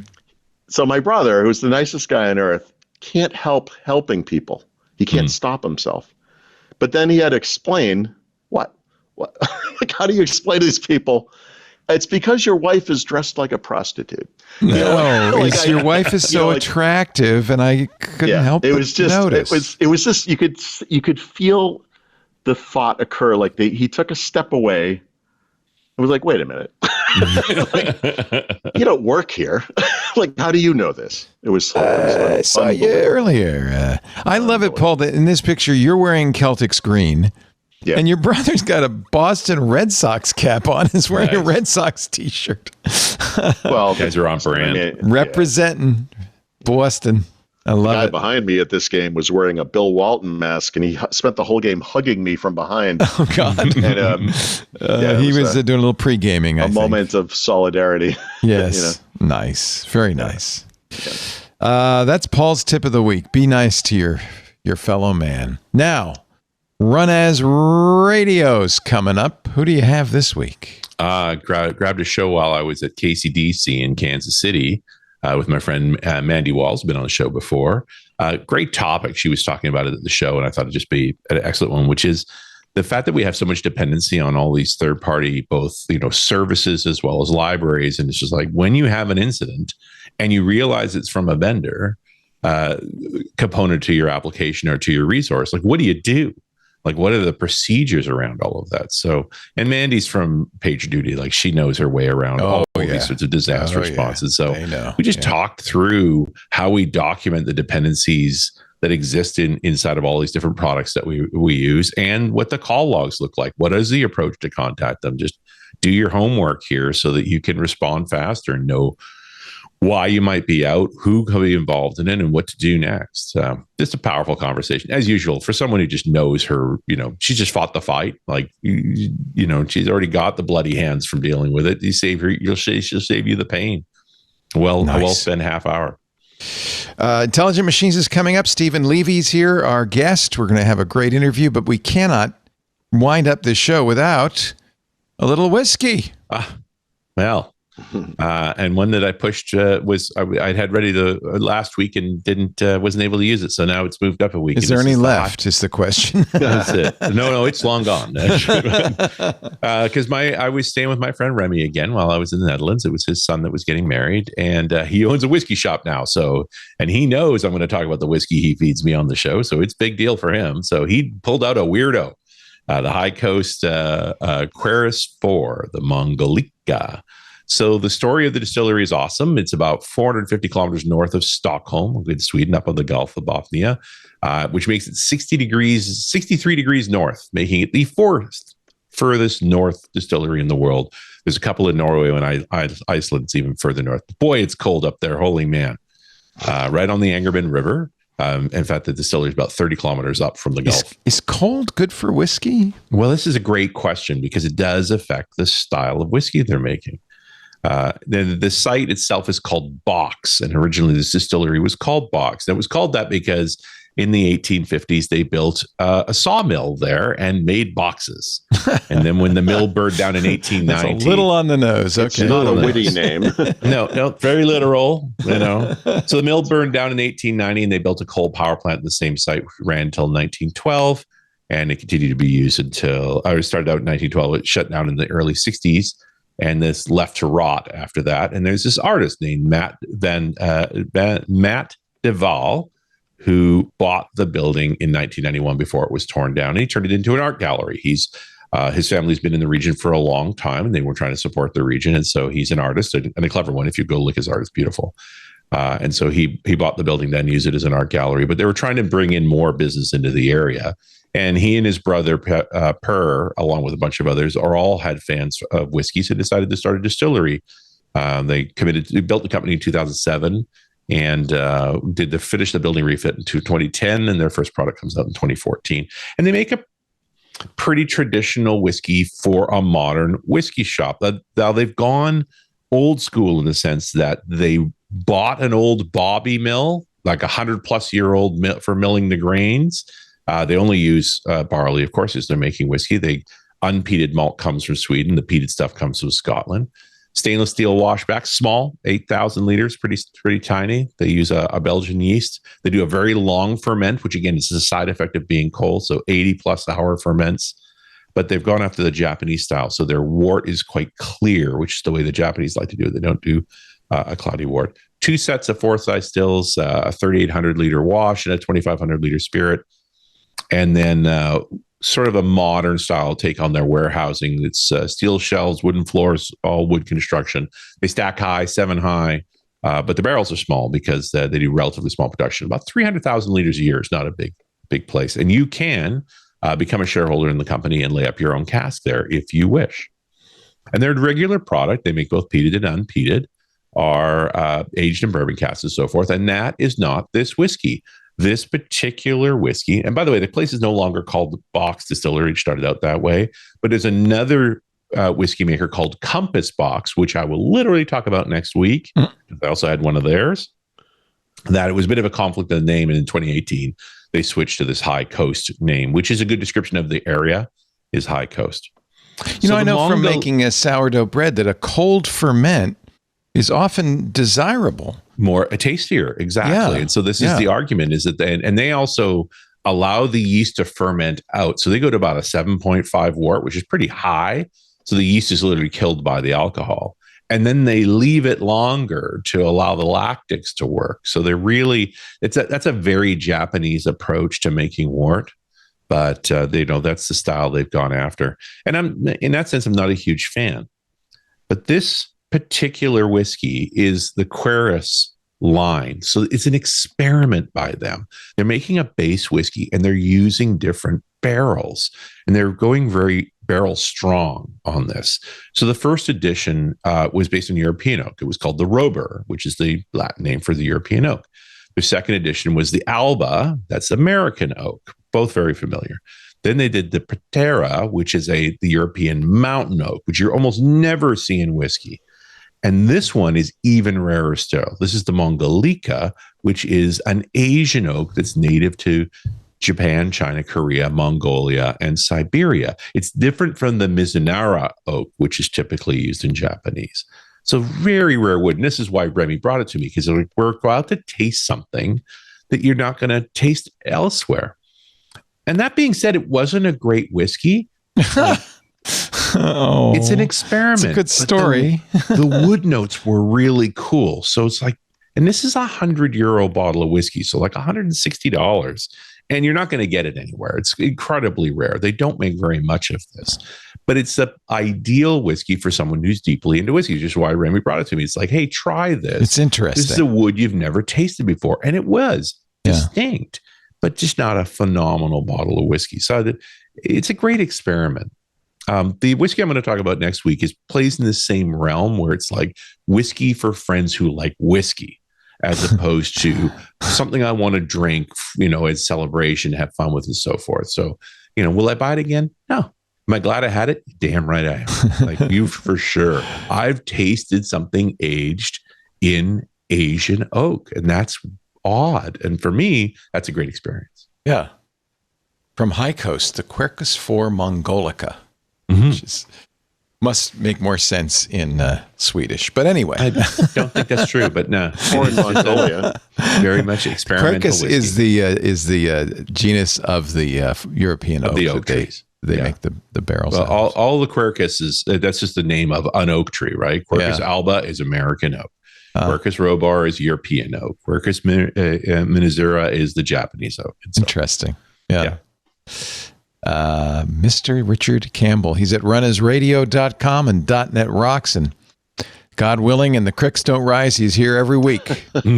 I'll be home next week as well, and I got a great whiskey for you. Great. Paul Thurrott in Maui, going back to Mexico City after this? Yep.